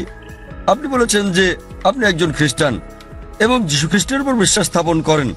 আপনি জানতে চেয়েছেন আমি কি ইসলাম গ্রহণ করতে পারি, মুসলমান হতে পারি? রাসূলকে বিশ্বাস না করে আপনি বোঝাতে চেয়েছেন নবী মোহাম্মদকে বিশ্বাস না করার কথা, ঠিক? হ্যাঁ। দূত বলতে তো যীশু খ্রিস্টকেও একজন দূত বলা যায়। কারণ হ্যাঁ, কারণ আমার জন্ম এবং বেড়ে ওঠা খ্রিস্টান পরিবারে, হ্যাঁ, ঠিক। খ্রিস্টান নিয়ম নীতিতে আমি এখনো পর্যন্ত শুধু যীশু খ্রিস্ট সম্বন্ধে জানি, মোহাম্মদ সম্বন্ধে জানি না। ঠিক আছে, সেজন্য আমি বলছিলাম এ কারণে না যে আপনি নবী মোহাম্মদের বিপক্ষে। না, মোটেও তার বিপক্ষে নয়। একটা সুন্দর প্রশ্ন করেছেন। এই পরিস্থিতিতে আমি ইসলাম গ্রহণ করলে মানুষ কিভাবে আমাকে দেখবে? ঠিক ঠিক ভাই, একটা সুন্দর প্রশ্ন। আর আমাকে কি নামও পরিবর্তন করতে হবে? কারণ আমার ড্রাইভিং লাইসেন্স, পাসপোর্ট, সরকারি সম্পত্তি সব আপনার এই এই নামে নেলসন করা ম্যান্ডেলার আছে। নামটা পরিবর্তন করতে হবে কিনা? ভাই একটা ভালো প্রশ্ন করেছেন যে খ্রিস্টান পরিবারে জন্মের কারণে তিনি আগের নবীদের সম্বন্ধে জানেন, তিনি যীশু খ্রিস্টের সম্পর্কেও জানেন, ইসলাম ধর্ম সম্পর্কে পড়েছেন, তিনি ইসলামের দর্শনে একমত, ইসলাম গ্রহণও করতে চান, কিন্তু নবী মোহাম্মদ সাল্লাল্লাহু আলাইহি ওয়াসাল্লাম সম্পর্কে তেমন কিছু জানেন না, ঠিক আছে? হ্যাঁ। এই কারণে তিনি নবী মোহাম্মদ সাল্লাল্লাহু আলাইহি ওয়াসাল্লামের উপর বিশ্বাস না এনে ইসলাম গ্রহণ করতে পারবেন কিনা, এই তার প্রশ্ন। আর তাকে তো নাম পাল্টাতে হবে কিনা? প্রথম প্রশ্নের ব্যাপারে বলা যায় যে আপনি একজন মুসলিম হতে পারবেন না যতক্ষণ পর্যন্ত সকল নবীর উপর বিশ্বাস আনবেন না। আমাদের সেই সকল নবীগণের উপরও বিশ্বাস আনতে হবে যাদের নাম কোরআনে আছে। তিনি যদি আল্লাহর একজন দূত হয়ে থাকেন তাদের আমাদের ভালোবাসতে হবে, সম্মান করতে হবে। আর আপনার জানার জন্য বলছি, ইসলাম হলো একমাত্র খ্রিস্টান ধর্ম বিশ্বাস যা বিশ্বাসের একটি ধারা হিসেবে যীশু খ্রিস্টকে বিশ্বাসের কথা বলেছে। কোন মুসলিমই মুসলিম নয় সে যদি যীশু খ্রিস্টের উপর বিশ্বাস স্থাপন না করে। আমরা বিশ্বাস করি যে তিনি আল্লাহ সুবহানাহু ওয়া তাআলার সর্বশক্তিমান আল্লাহর সবচেয়ে প্রভাবশালী নবীগণের একজন। আমরা বিশ্বাস করি যে তিনি মসীহ, যাকে বলা হয় খ্রিস্ট। আমরা বিশ্বাস করি যে তিনি অলৌকিকভাবে জন্মগ্রহণ করেছিলেন, কোনো পুরুষের হস্তক্ষেপ ছাড়াই, যা অনেক আধুনিক খ্রিস্টানই বিশ্বাস করে না। আমরা বিশ্বাস করি যে তিনি আল্লাহর অনুমতি নিয়ে মৃতকে জীবন দান করেছিলেন। আমরা বিশ্বাস করি যে তিনি জন্মান্ধ এবং কুষ্ঠরোগীকে আল্লাহর সাহায্য নিয়ে ভালো করেছিলেন। খ্রিস্টান এবং মুসলিমরা এখানে একসাথে চলে। কিন্তু কেউ প্রশ্ন করতে পারে, তাহলে দুটোর পার্থক্য কোথায়? দুটোর পার্থক্য হচ্ছে, অনেক খ্রিস্টানই বিশ্বাস করেন যে যীশু খ্রিস্ট বা ঈসা আলাইহিস সালাম নিজের অমরত্ব দাবিদার। তিনি বলেন যে তিনি ঈশ্বর। প্রকৃতপক্ষে আপনি যদি বাইবেল পড়েন, দেখবেন কোথাও এমন একটাও নিঃশর্ত বক্তব্য নেই সমগ্র বাইবেলে যেখানে যীশু খ্রিস্ট বা ঈসা আলাইহিস সালাম নিজে বলেছেন যে আমি ঈশ্বর অথবা তোমরা আমার উপাসনা করো।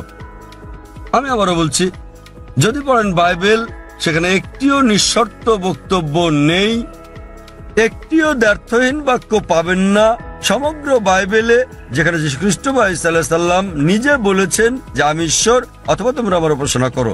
এমনকি বাইবেলে দেখবেন যীশু খ্রিস্ট বা ঈসা আলাইহিস সালাম নিজে বলেছেন, এর উল্লেখ আছে গসপেল অফ জন অধ্যায় নম্বর 14 অনুচ্ছেদ নম্বর 28।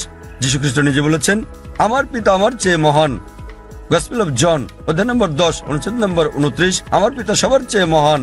গসপেল অফ ম্যাথিউ অধ্যায় নম্বর 12 অনুচ্ছেদ নম্বর 28, আমি ঈশ্বরের শক্তি দিয়ে শয়তানকে পরাভূত করি। গসপেল অফ লুক অধ্যায় নম্বর 11 অনুচ্ছেদ নম্বর 20, আমি ঈশ্বরের আঙ্গুলের ইশারায় শয়তানকে পরাভূত করি। গসপেল অফ জন অধ্যায় নম্বর 5 অনুচ্ছেদ নম্বর 30, আমি নিজের থেকে কিছুই করতে পারি না, আমি যেমন শুনি তেমন বিচার করি, আর আমার বিচার ন্যায্য, কারণ আমি নিজের ইচ্ছায় চলি না, আমার পিতার ইচ্ছায় চলি। যে বলবে আমি সর্বশক্তিমান আল্লাহর ইচ্ছার অনুসারে নিজের ইচ্ছার নই, সে একজন মুসলিম।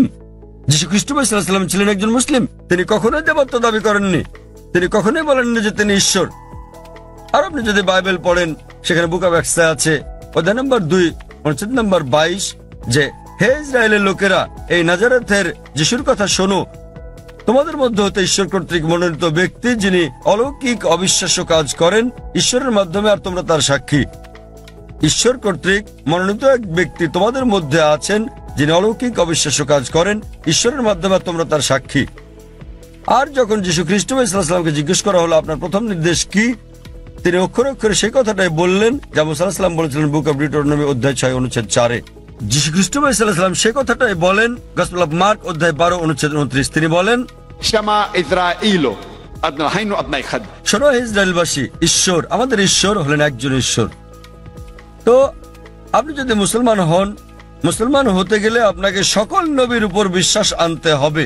সে আদম থেকে শুরু করে নূহ, ইব্রাহিম, ইসহাক, মুসা, যিশু এবং নবী মুহাম্মদ সাল্লাল্লাহু আলাইহি ওয়াসাল্লামের উপর। তো এখন নবী মুহাম্মদ সাল্লাল্লাহু আলাইহি ওয়াসাল্লামের ব্যাপারে আপনার প্রশ্নে আসি। আপনি হয়তো তার সম্পর্কে বিস্তারিত জানেন না, আপনি হয়তো তার জীবনী সম্বন্ধে জানেন না, কিন্তু আপনাকে তার উপর বিশ্বাস আনতে হবে। আর আপনি যদি খাঁটি খ্রিস্টানও হয়ে থাকেন, যীশু খ্রিস্ট বা ঈসা আলাইহিস সালাম ভবিষ্যৎবাণী করেন নবী মুহাম্মদ সাল্লাল্লাহু আলাইহি ওয়াসাল্লামের ব্যাপারে। নবী মুহাম্মদ সাল্লাল্লাহু আলাইহি ওয়াসাল্লামের ব্যাপারে ভবিষ্যৎবাণী করা হয়েছে ওল্ড টেস্টামেন্টে, এমনকি নিউ টেস্টামেন্টেও ভবিষ্যৎবাণী করা হয়েছে বুক অফ ডিউটেরোনমিতে অধ্যায় 18 অনুচ্ছেদ 18, বুক অফ ডিউটেরোনমি অধ্যায় 18 অনুচ্ছেদ 19, বুক অফ আইজায়া অধ্যায় 29 অনুচ্ছেদ 12, সং অফ সলোমন অধ্যায় 5 অনুচ্ছেদ 16। এমনকি নিউ টেস্টামেন্টেও তার কথা বলা হয়েছে। যীশু খ্রিস্ট সাল্লাল্লাহু বলেছেন নবী মুহাম্মদ সাল্লাল্লাহু আলাইহি সাল্লামের আগমনের ব্যাপারে গসপেল অফ জন অধ্যায় 14 অনুচ্ছেদ 16, গসপেল অফ জন অধ্যায় 15 অনুচ্ছেদ 26, গসপেল অফ জন অধ্যায় 16 অনুচ্ছেদ 7 এবং গসপেল অফ জন অধ্যায় 16 অনুচ্ছেদ 12 থেকে 14। আপনার বোঝার জন্য আমি শুধু শেষের অনুচ্ছেদটা বলবো। সবার শেষে যেটা বললাম, যীশু খ্রিস্ট সাল্লাল্লাহু আলাইহি সাল্লাম বলেন গসপেল অফ জন অধ্যায় নম্বর 16 অনুচ্ছেদ 12 থেকে 14 যে তোমাদেরকে আমার অনেক কিছুই বলার আছে, কিন্তু তোমরা এখন তা গ্রহণ করতে পারবে না। যখন সত্যের আত্মা আসবেন, তিনি তোমাদের সত্যের পথে পরিচালিত করবেন। তিনি নিজ থেকে কিছু বলবেন না, তিনি যা শুনবেন তাই বলবেন, তিনি আমাকে মহিমান্বিত করবেন। তো এখানে যীশু খ্রিস্ট সাল্লাম বলছেন নবী মুহাম্মদ সাল্লাল্লাহু আলাইহি সাল্লামের ব্যাপারে, তিনি বলছেন তোমাদেরকে আমার অনেক কিছুই বলার আছে। অর্থাৎ যীশু খ্রিস্ট মানুষদের অনেক কথা বলতে চেয়েছিলেন, কিন্তু তিনি বলেন তোমরা এখন তা বুঝতে পারবে না। যখন সত্যের প্রতিরূপ আসবেন, তিনি তোমাদের সত্যের পথে চালিত করবেন। এখন অনেকে বলতে পারেন এই প্রতিরূপ হচ্ছে পবিত্র আত্মা। তারা বুঝতে অক্ষম যে প্রতিরূপ কোনো পবিত্র আত্মার কথা বোঝায় না। কেন? কয়েকটা অনুচ্ছেদ আগেই গসপেল অফ জনের অধ্যায় নম্বর 16 অনুচ্ছেদ 7 যীশু খ্রিস্ট সাল্লাল্লাহু বলছেন যে তোমাদের ভালোর জন্য আমাকে যেতে হচ্ছে, কেননা আমি না গেলে সত্যের প্রতিরূপ আসবেন না। সুতরাং আমি যদি যাই, আমার প্রস্থানেই তার আগমন নিশ্চিত। সেই প্রতিরূপ এবং শান্তি আসবে যদি যীশু খ্রিস্ট বা ইসলাম বিদায় নেন। যীশু খ্রিস্ট এই পৃথিবীতে আসার অনেক আগে থেকে এই প্রতিরূপ এখানে ছিলেন। তিনি এখানে ছিলেন যখন যীশু খ্রিস্ট জন্মগ্রহণ করেন, তিনি তখনও ছিলেন যখন তাকে দীক্ষা দেওয়া হয়। তো এই প্রতিরূপ এবং শান্তির দূত কোন পবিত্র আত্মাকে বোঝায় না, এটা সর্বশেষ এবং চূড়ান্ত নবী মুহাম্মদ সাল্লাল্লাহু সাল্লামের কথা বোঝায়। কারণ ভবিষ্যৎবাণী বলছে তিনি যাই শুনবেন তিনি বহন করবেন। আর আমরা জানি যে নবী মুহাম্মদ সাল্লাল্লাহু আলাইহি ওয়াসাল্লাম সর্বশক্তিমান আল্লাহর কাছ থেকে দৈববাণী পেয়েছিলেন এবং তিনি তা প্রচার করেছিলেন। আর নবী মুহাম্মদ সাল্লাল্লাহু আলাইহি ওয়াসাল্লাম এই পৃথিবীতে একমাত্র ধর্মদূত যিনি যীশু খ্রিস্টকে মহিমান্বিত করেছেন। আর কোন ধর্ম বিশ্বাস নেই যা যীশু খ্রিস্টকে বিশ্বাস করার ব্যাপারে কথা বলে অনুচ্ছেদ তৈরি করে। এই মহিমান্বিত কোরআন নবী মুহাম্মদ সাল্লাল্লাহু আলাইহি সাল্লামের বাণীর কারণে, আর তিনি যে দৈববাণী ধারণ করেছেন সে কারণে 150 কোটিরও বেশি মানুষ আজ যীশু খ্রিস্টকে ঈশ্বরের দূত হিসেবে বিশ্বাস করে থাকে। যদি নবী মুহাম্মদ সাল্লাল্লাহু আলাইহি সাল্লাম সেটা না বলতেন, যদি এই কিতাবে তার কথা প্রকাশিত না হতো, তাহলে আমরা বিশ্বাস করতাম না যে যীশু খ্রিস্ট ঈশ্বরের দূত। যেহেতু নবী মুহাম্মদ সাল্লাল্লাহু আলাইহি সাল্লাম বলেছেন, আমরা সকল মুসলমান সন্দেহাতীত ভাবে বিশ্বাস করি যে যীশু খ্রিস্ট সাল্লাল্লাহু আলাইহি সাল্লাম আল্লাহর সবচেয়ে প্রভাবশালী নবীদের মধ্যে একজন। একইভাবে আপনি যদি খ্রিস্টান হন আর আপনার ধর্মগ্রন্থ পড়েন, নবী যীশু খ্রিস্ট সাল্লাল্লাহু আলাইহি সাল্লাম ভবিষ্যৎবাণী করে গেছেন সর্বশেষ ও চূড়ান্ত নবী মুহাম্মদ সাল্লাল্লাহু আলাইহি সাল্লামের আগমনের ব্যাপারে। এখন যেহেতু আমি তুলনামূলক ধর্ম নিয়ে পড়ি, আমি হয়তো যীশু খ্রিস্ট সম্পর্কে অনেক কিছু জানি, কিন্তু অধিকাংশ মুসলমানই আপনি যদি জিজ্ঞেস করেন যিশুকে ছিলেন, তিনি একজন নবী, কিন্তু আপনি বিস্তারিত জিজ্ঞেস করলে তারা নাও জানতে পারে। তারা বিশ্বাস করে যে তিনি নবী। আমি তুলনামূলক ধর্মতত্ত্ব, বাইবেল এগুলো পড়ার পরে হয়তো অন্য মুসলমানদের চেয়ে অনেক বেশি জানি, কিন্তু সকল মুসলমানকে বিশ্বাস করতে হবে যে তিনি একজন নবী। একইভাবে একজন মুসলমান হওয়ার জন্য আপনাকে অন্তত এটা মেনে নিতে হবে যে নবী মুহাম্মদ সাল্লাল্লাহু আলাইহি সাল্লাম, নবী মুহাম্মদ আল্লাহর দূত। যদি না মানেন তাহলে হতে পারবেন না, কারণ তিনি সর্বশেষ ও চূড়ান্ত নবী। আপনি হয়তো তার সম্বন্ধে বিস্তারিত জানেন না, কিন্তু আপনাকে বিশ্বাস করতে হবে তিনি একজন নবী। এবার আপনার শেষ প্রশ্নে আসি যে যদি আপনি ইসলাম গ্রহণ করেন, আপনাকে নাম পরিবর্তন করতে হবে কিনা। যদি আপনার নামের সাথে শিরক জড়িত থাকে, অর্থাৎ আল্লাহর সাথে অন্য কাউকে শরীক করা, তখনই আপনার নাম পরিবর্তন করাটা আবশ্যিক হবে। আর না হলে আপনার নাম পরিবর্তন করাটা আবশ্যিক নয়, এটা ঐচ্ছিক। আপনি চাইলে এটা করতে পারেন, না চাইলে দরকার নেই। তবু মুসলমান হতে গেলে নাম পরিবর্তন করাটা জরুরি নয়। আপনার বিশ্বাস পরিবর্তন করতে হবে। বিশ্বাস পরিবর্তন মানে বিশ্বাস করা যে ঈশ্বর একজনই, যাকে উপাসনা করা যায়। আর নবী মুহাম্মদ আল্লাহর দূত এবং অন্যান্য সকল নবী, আদম আলাইহিস সালাম থেকে শুরু করে নূহ, ইব্রাহিম, মুসা, যিশু এবং সকল নবীদের সাথে নবী মুহাম্মদ সাল্লাল্লাহু আলাইহি সাল্লামের উপরও বিশ্বাস আনা। কেউ যদি বলে যে আমি মুসলমান হতে চাই, কিন্তু আমি যীশু খ্রিস্টকে ঈশ্বরের দূত বলে মানি না, একজন মুসলমানের বিশ্বাস করতেই হবে। সে যদি না জেনে থাকে, যে মুহূর্তে আমি তাকে কোরআন দেখাবো, কোরআন বলছে, সে বিশ্বাস করা শুরু করবে। সে বিশ্বাস করবে যে যীশু খ্রিস্ট আল্লাহর একজন দূত। একইভাবে একজন মুসলমানের জন্য সকল নবীদের উপর বিশ্বাস আনা উচিত।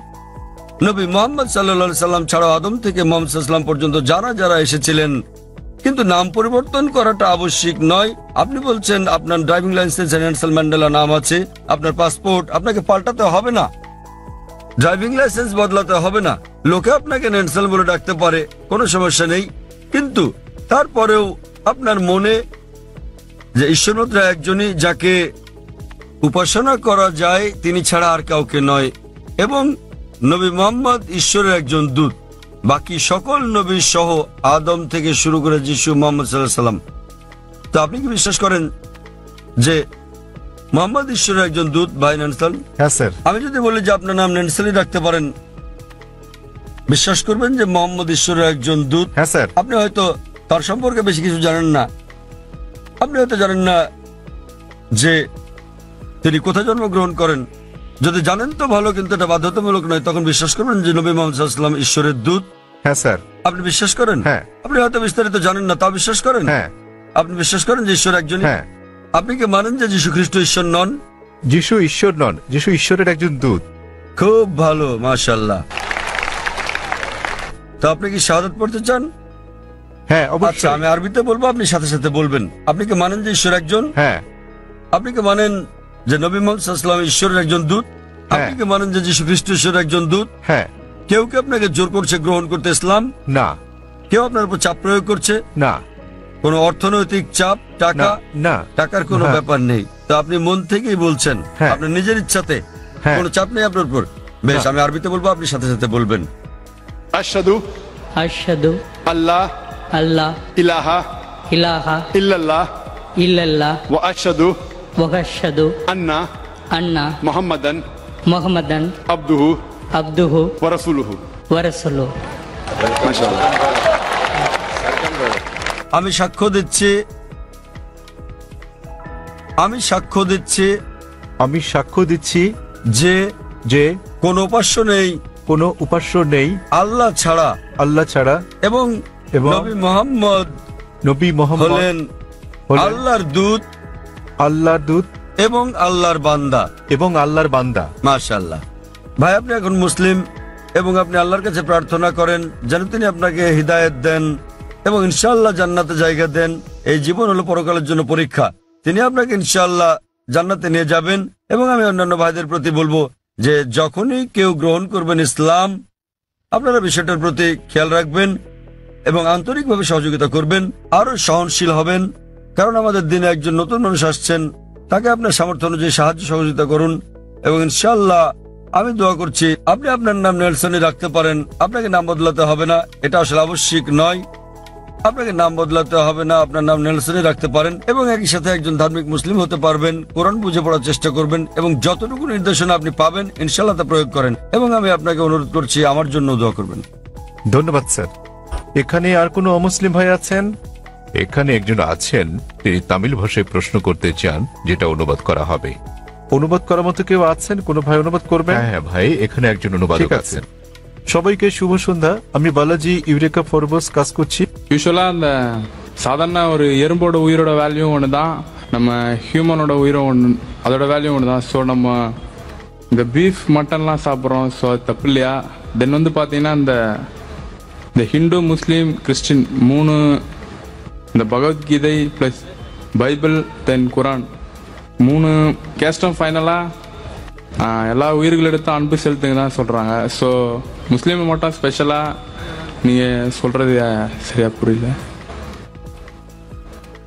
ভাই একটা প্রশ্ন করেছেন যে একটা পিঁপড়া মারাও অন্যায়, যদিও পিঁপড়া ক্ষতিকর হতে পারে, কিন্তু আরো বৃহৎ দৃষ্টিতে দেখতে গেলে মুসলমানরা যা করে তা হলো গরু এবং অন্যান্য পশু হত্যা করে। ওনার মতে মুসলমানরা অনেক বেশি গরুর মাংস, খাসির মাংস ইত্যাদি খায়। তো এটা কি অন্যায় নয়? কারণ গীতা, বাইবেল, কোরআন সব জায়গায় বলা আছে যে আপনাকে সকল প্রাণীর প্রতি দয়া দেখাতে হবে, কিন্তু এটা করা হচ্ছে না। ভাই যে প্রশ্নটা করলেন যে একটা পিঁপড়া মারাও অন্যায় এবং জীবন্ত প্রাণী মারাও অন্যায়, তো কেন মুসলিমরা মাংস খায়, গরু, খাসি ইত্যাদি? এটা কি অন্যায় নয়? আমাদের কি দয়া দেখানো উচিত নয়? আমি ভাইয়ের প্রশ্নের প্রথম অংশের সাথে একমত এবং এটা বুঝি যে তিনি ইংরেজি বুঝতে পারেন, যদিও বলতে পারেন না। আমাদের মধ্যে অনেক লোক আছেন যারা ইংরেজি বুঝতে পারেন, যদিও বলতে পারেন না, বাংলাতে প্রশ্ন করেন। তা আমার মনে হয় বাংলাতে বললেও ভাই বুঝবেন, যদিও তিনি ইংরেজিতে প্রশ্নটা করেননি কারণ তিনি তামিল ভাষাতে বেশি সাবলীল। হত্যার ব্যাপারে যে কোনো প্রাণীকে বিনা কারণে হত্যা করা অন্যায় ইসলাম ধর্মে। এমনকি ইসলামেও কোনো জীবন্ত প্রাণীকে অপ্রয়োজনে হত্যা করা পাপ। এ বিষয়ে একটা হাদিস আছে, নবী বলেছেন যখন এক লোক বনে আগুন জ্বালাচ্ছিল, নবী বললেন এখানে আগুন জ্বালানোর কারণে এখানে পিঁপড়া আছে।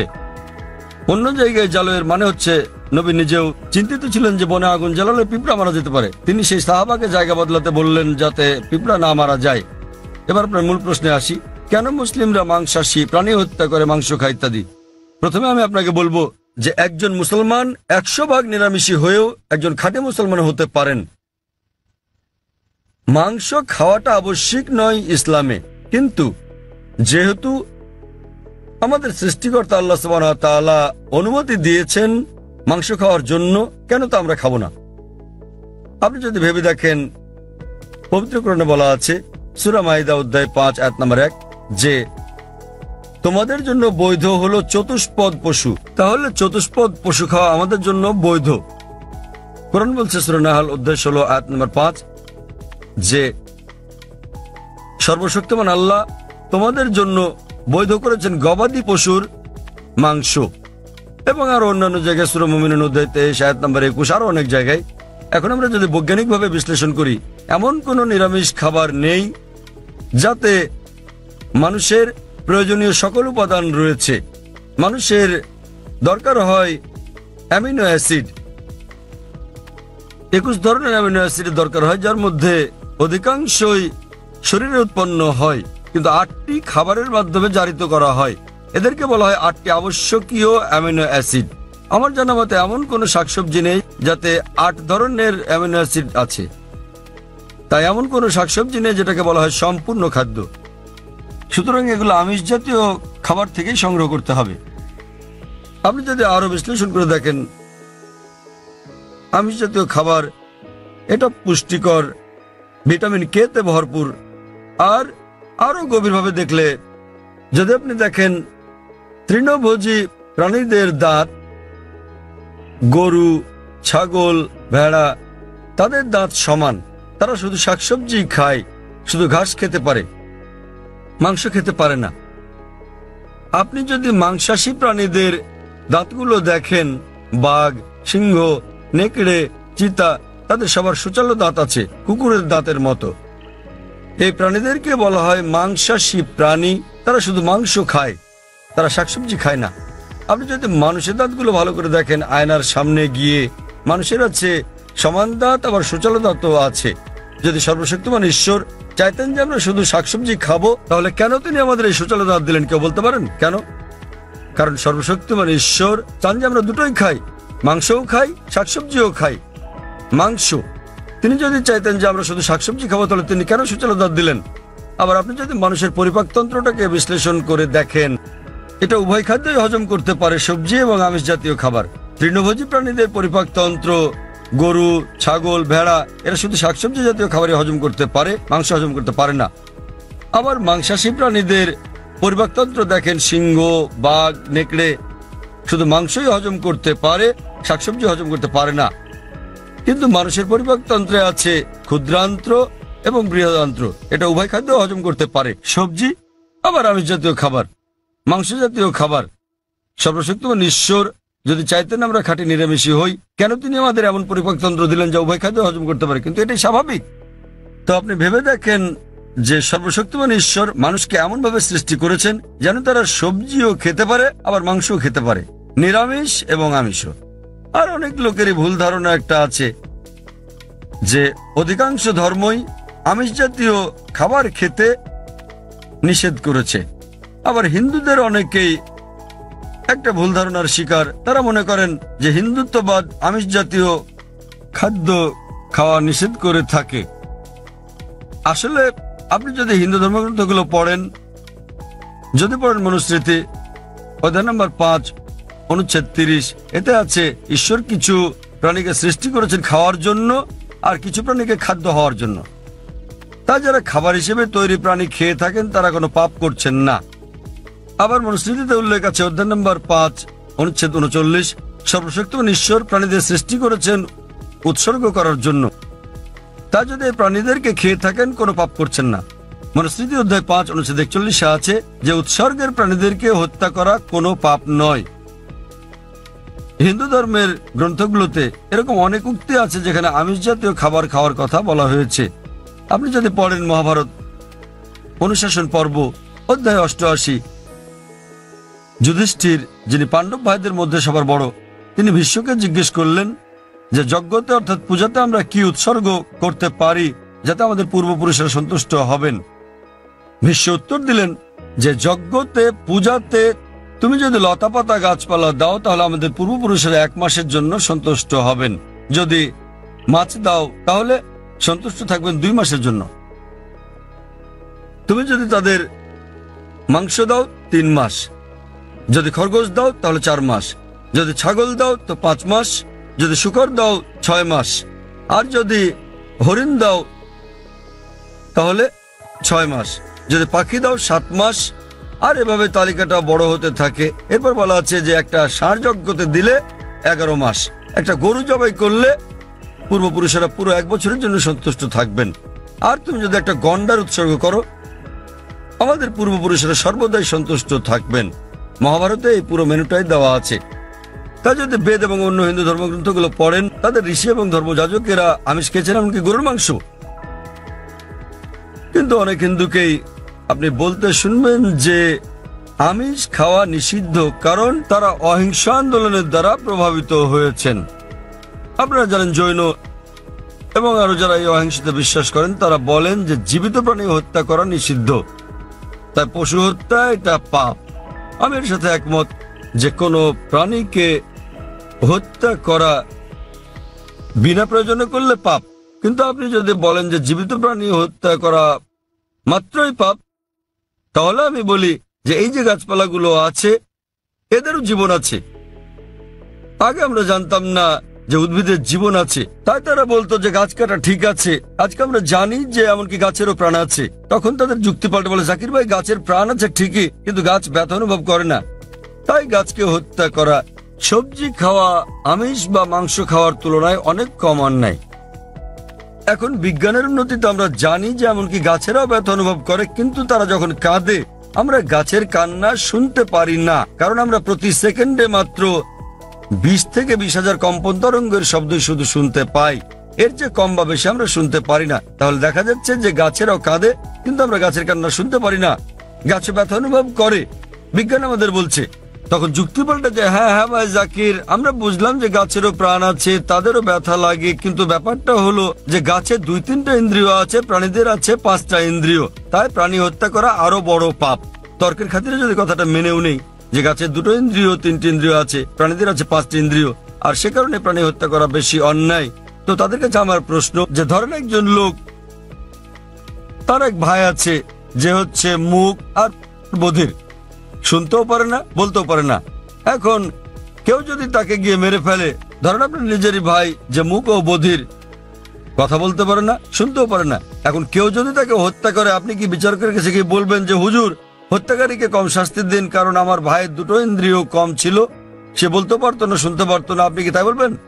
আপনি বলবেন যে হুজুর হত্যাকারীকে দ্বিগুণ শাস্তি দিন, কারণ আমার ভাই ছিল একজন নিষ্পাপ মাসুম, সে বলতে পারতো না শুনতেও পারতো না। তো ইসলামে এরকম কোনো বিধান নেই যে কম ইন্দ্রিয় থাকলে কম শাস্তি পাবেন বা বেশি ইন্দ্রিয় থাকলে বেশি শাস্তি পাবেন। কোরআন বলছে যে তোমাদের যে সকল উত্তম জিনিস দেওয়া হয়েছে তোমরা তা ভক্ষণ করো যে পর্যন্ত সেটা বৈধ এবং হালাল অনুমতি আছে। তো ইসলামে পশু জবাইয়ের অনুমতি আছে শুধুমাত্র খাওয়ার উদ্দেশ্যে, বিনা কারণে শিকার করার জন্য, খেলার জন্য এটা নিষিদ্ধ। যেমন বনে আগুন জ্বালালে পিঁপড়া মারা যাবে, তাই নবী বলেছেন এটা করো না।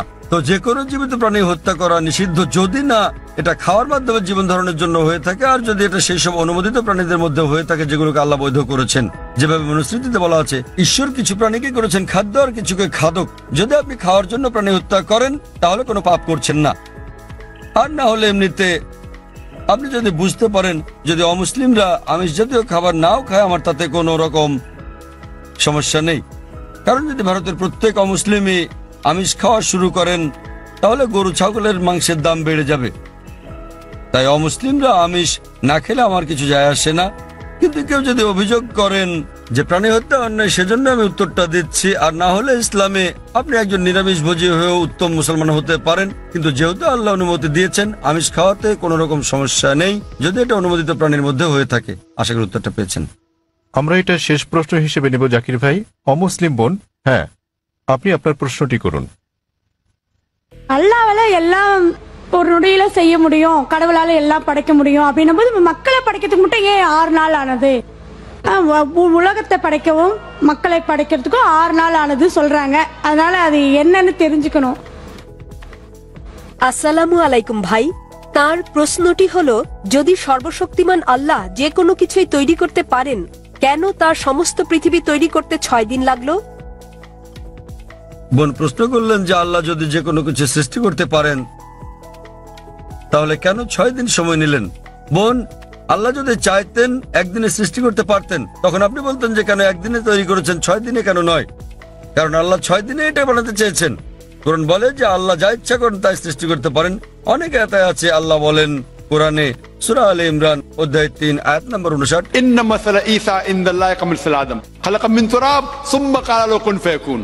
আল্লাহ আদম আলাইহিস সালামকে সৃষ্টি করেছেন, যেমন তিনি যীশু খ্রিস্টকে সৃষ্টি করেছেন ধুলো থেকে। তিনি বলেন হও, আর তা হয়ে যায়। তো আল্লাহ যখন কিছু সৃষ্টি করতে চান তিনি বলেন হওয়ার হয়ে যায়। তিনি ইচ্ছে করলেই এটা হয়ে যায়।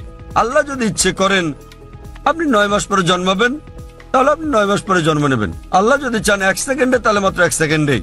তো আল্লাহ চাইলেন যে তিনি কোনো কিছু 6 দিনে সৃষ্টি করবেন, তাই তিনি করলেন। এমন না যে আল্লাহ একদিনে করতে পারতেন না, একদিন কেন 1 সেকেন্ডেও তিনি করতে পারতেন। আল্লাহ চেয়েছেন এটা 6 দিনে বানাতে, সেজন্য 6 দিনে হয়েছে। তো আল্লাহ যাই চান তিনি শুধু বলেন কুন ফায়াকুন, হও আর এটা হয়ে যায়। এই সৃষ্টি জগতে তিনি বলেন হও আর হয়ে গেল।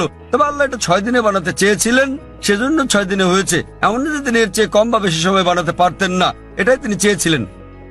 আর আল্লাহ যাই ইচ্ছা করেন তাই হয়ে যায় সহজে। আশা করি উত্তরটা পেয়েছেন। এক ভাইয়ের কাছ থেকে একটা অনুরোধ এসেছে যে যারা ইসলাম গ্রহণ করেছেন, আমরা অনুষ্ঠানটা শেষ করার আগে এক ভাই নেলসন ম্যান্ডেলা তিনি গ্রহণ করেছেন ইসলাম। আমি তার হাতে কোরআনের একটি অনুবাদ তুলে দিতে চাই। আমি স্বেচ্ছাসেবক বোনদের অনুরোধ করবো তার হাতে একটি কোরআনের অনুবাদ তুলে দিতে, যে মহিলা ইসলাম গ্রহণ করেছেন। নেলসন ম্যান্ডেলাকে অনুরোধ করবো, তিনি কে আছেন? নেলসন ম্যান্ডেলা কি এখানে আছেন? হ্যাঁ, অনুরোধ করছে মঞ্চে আসার জন্য, যাতে আমি আপনাকে কোরআনের অনুবাদ দিতে পারি।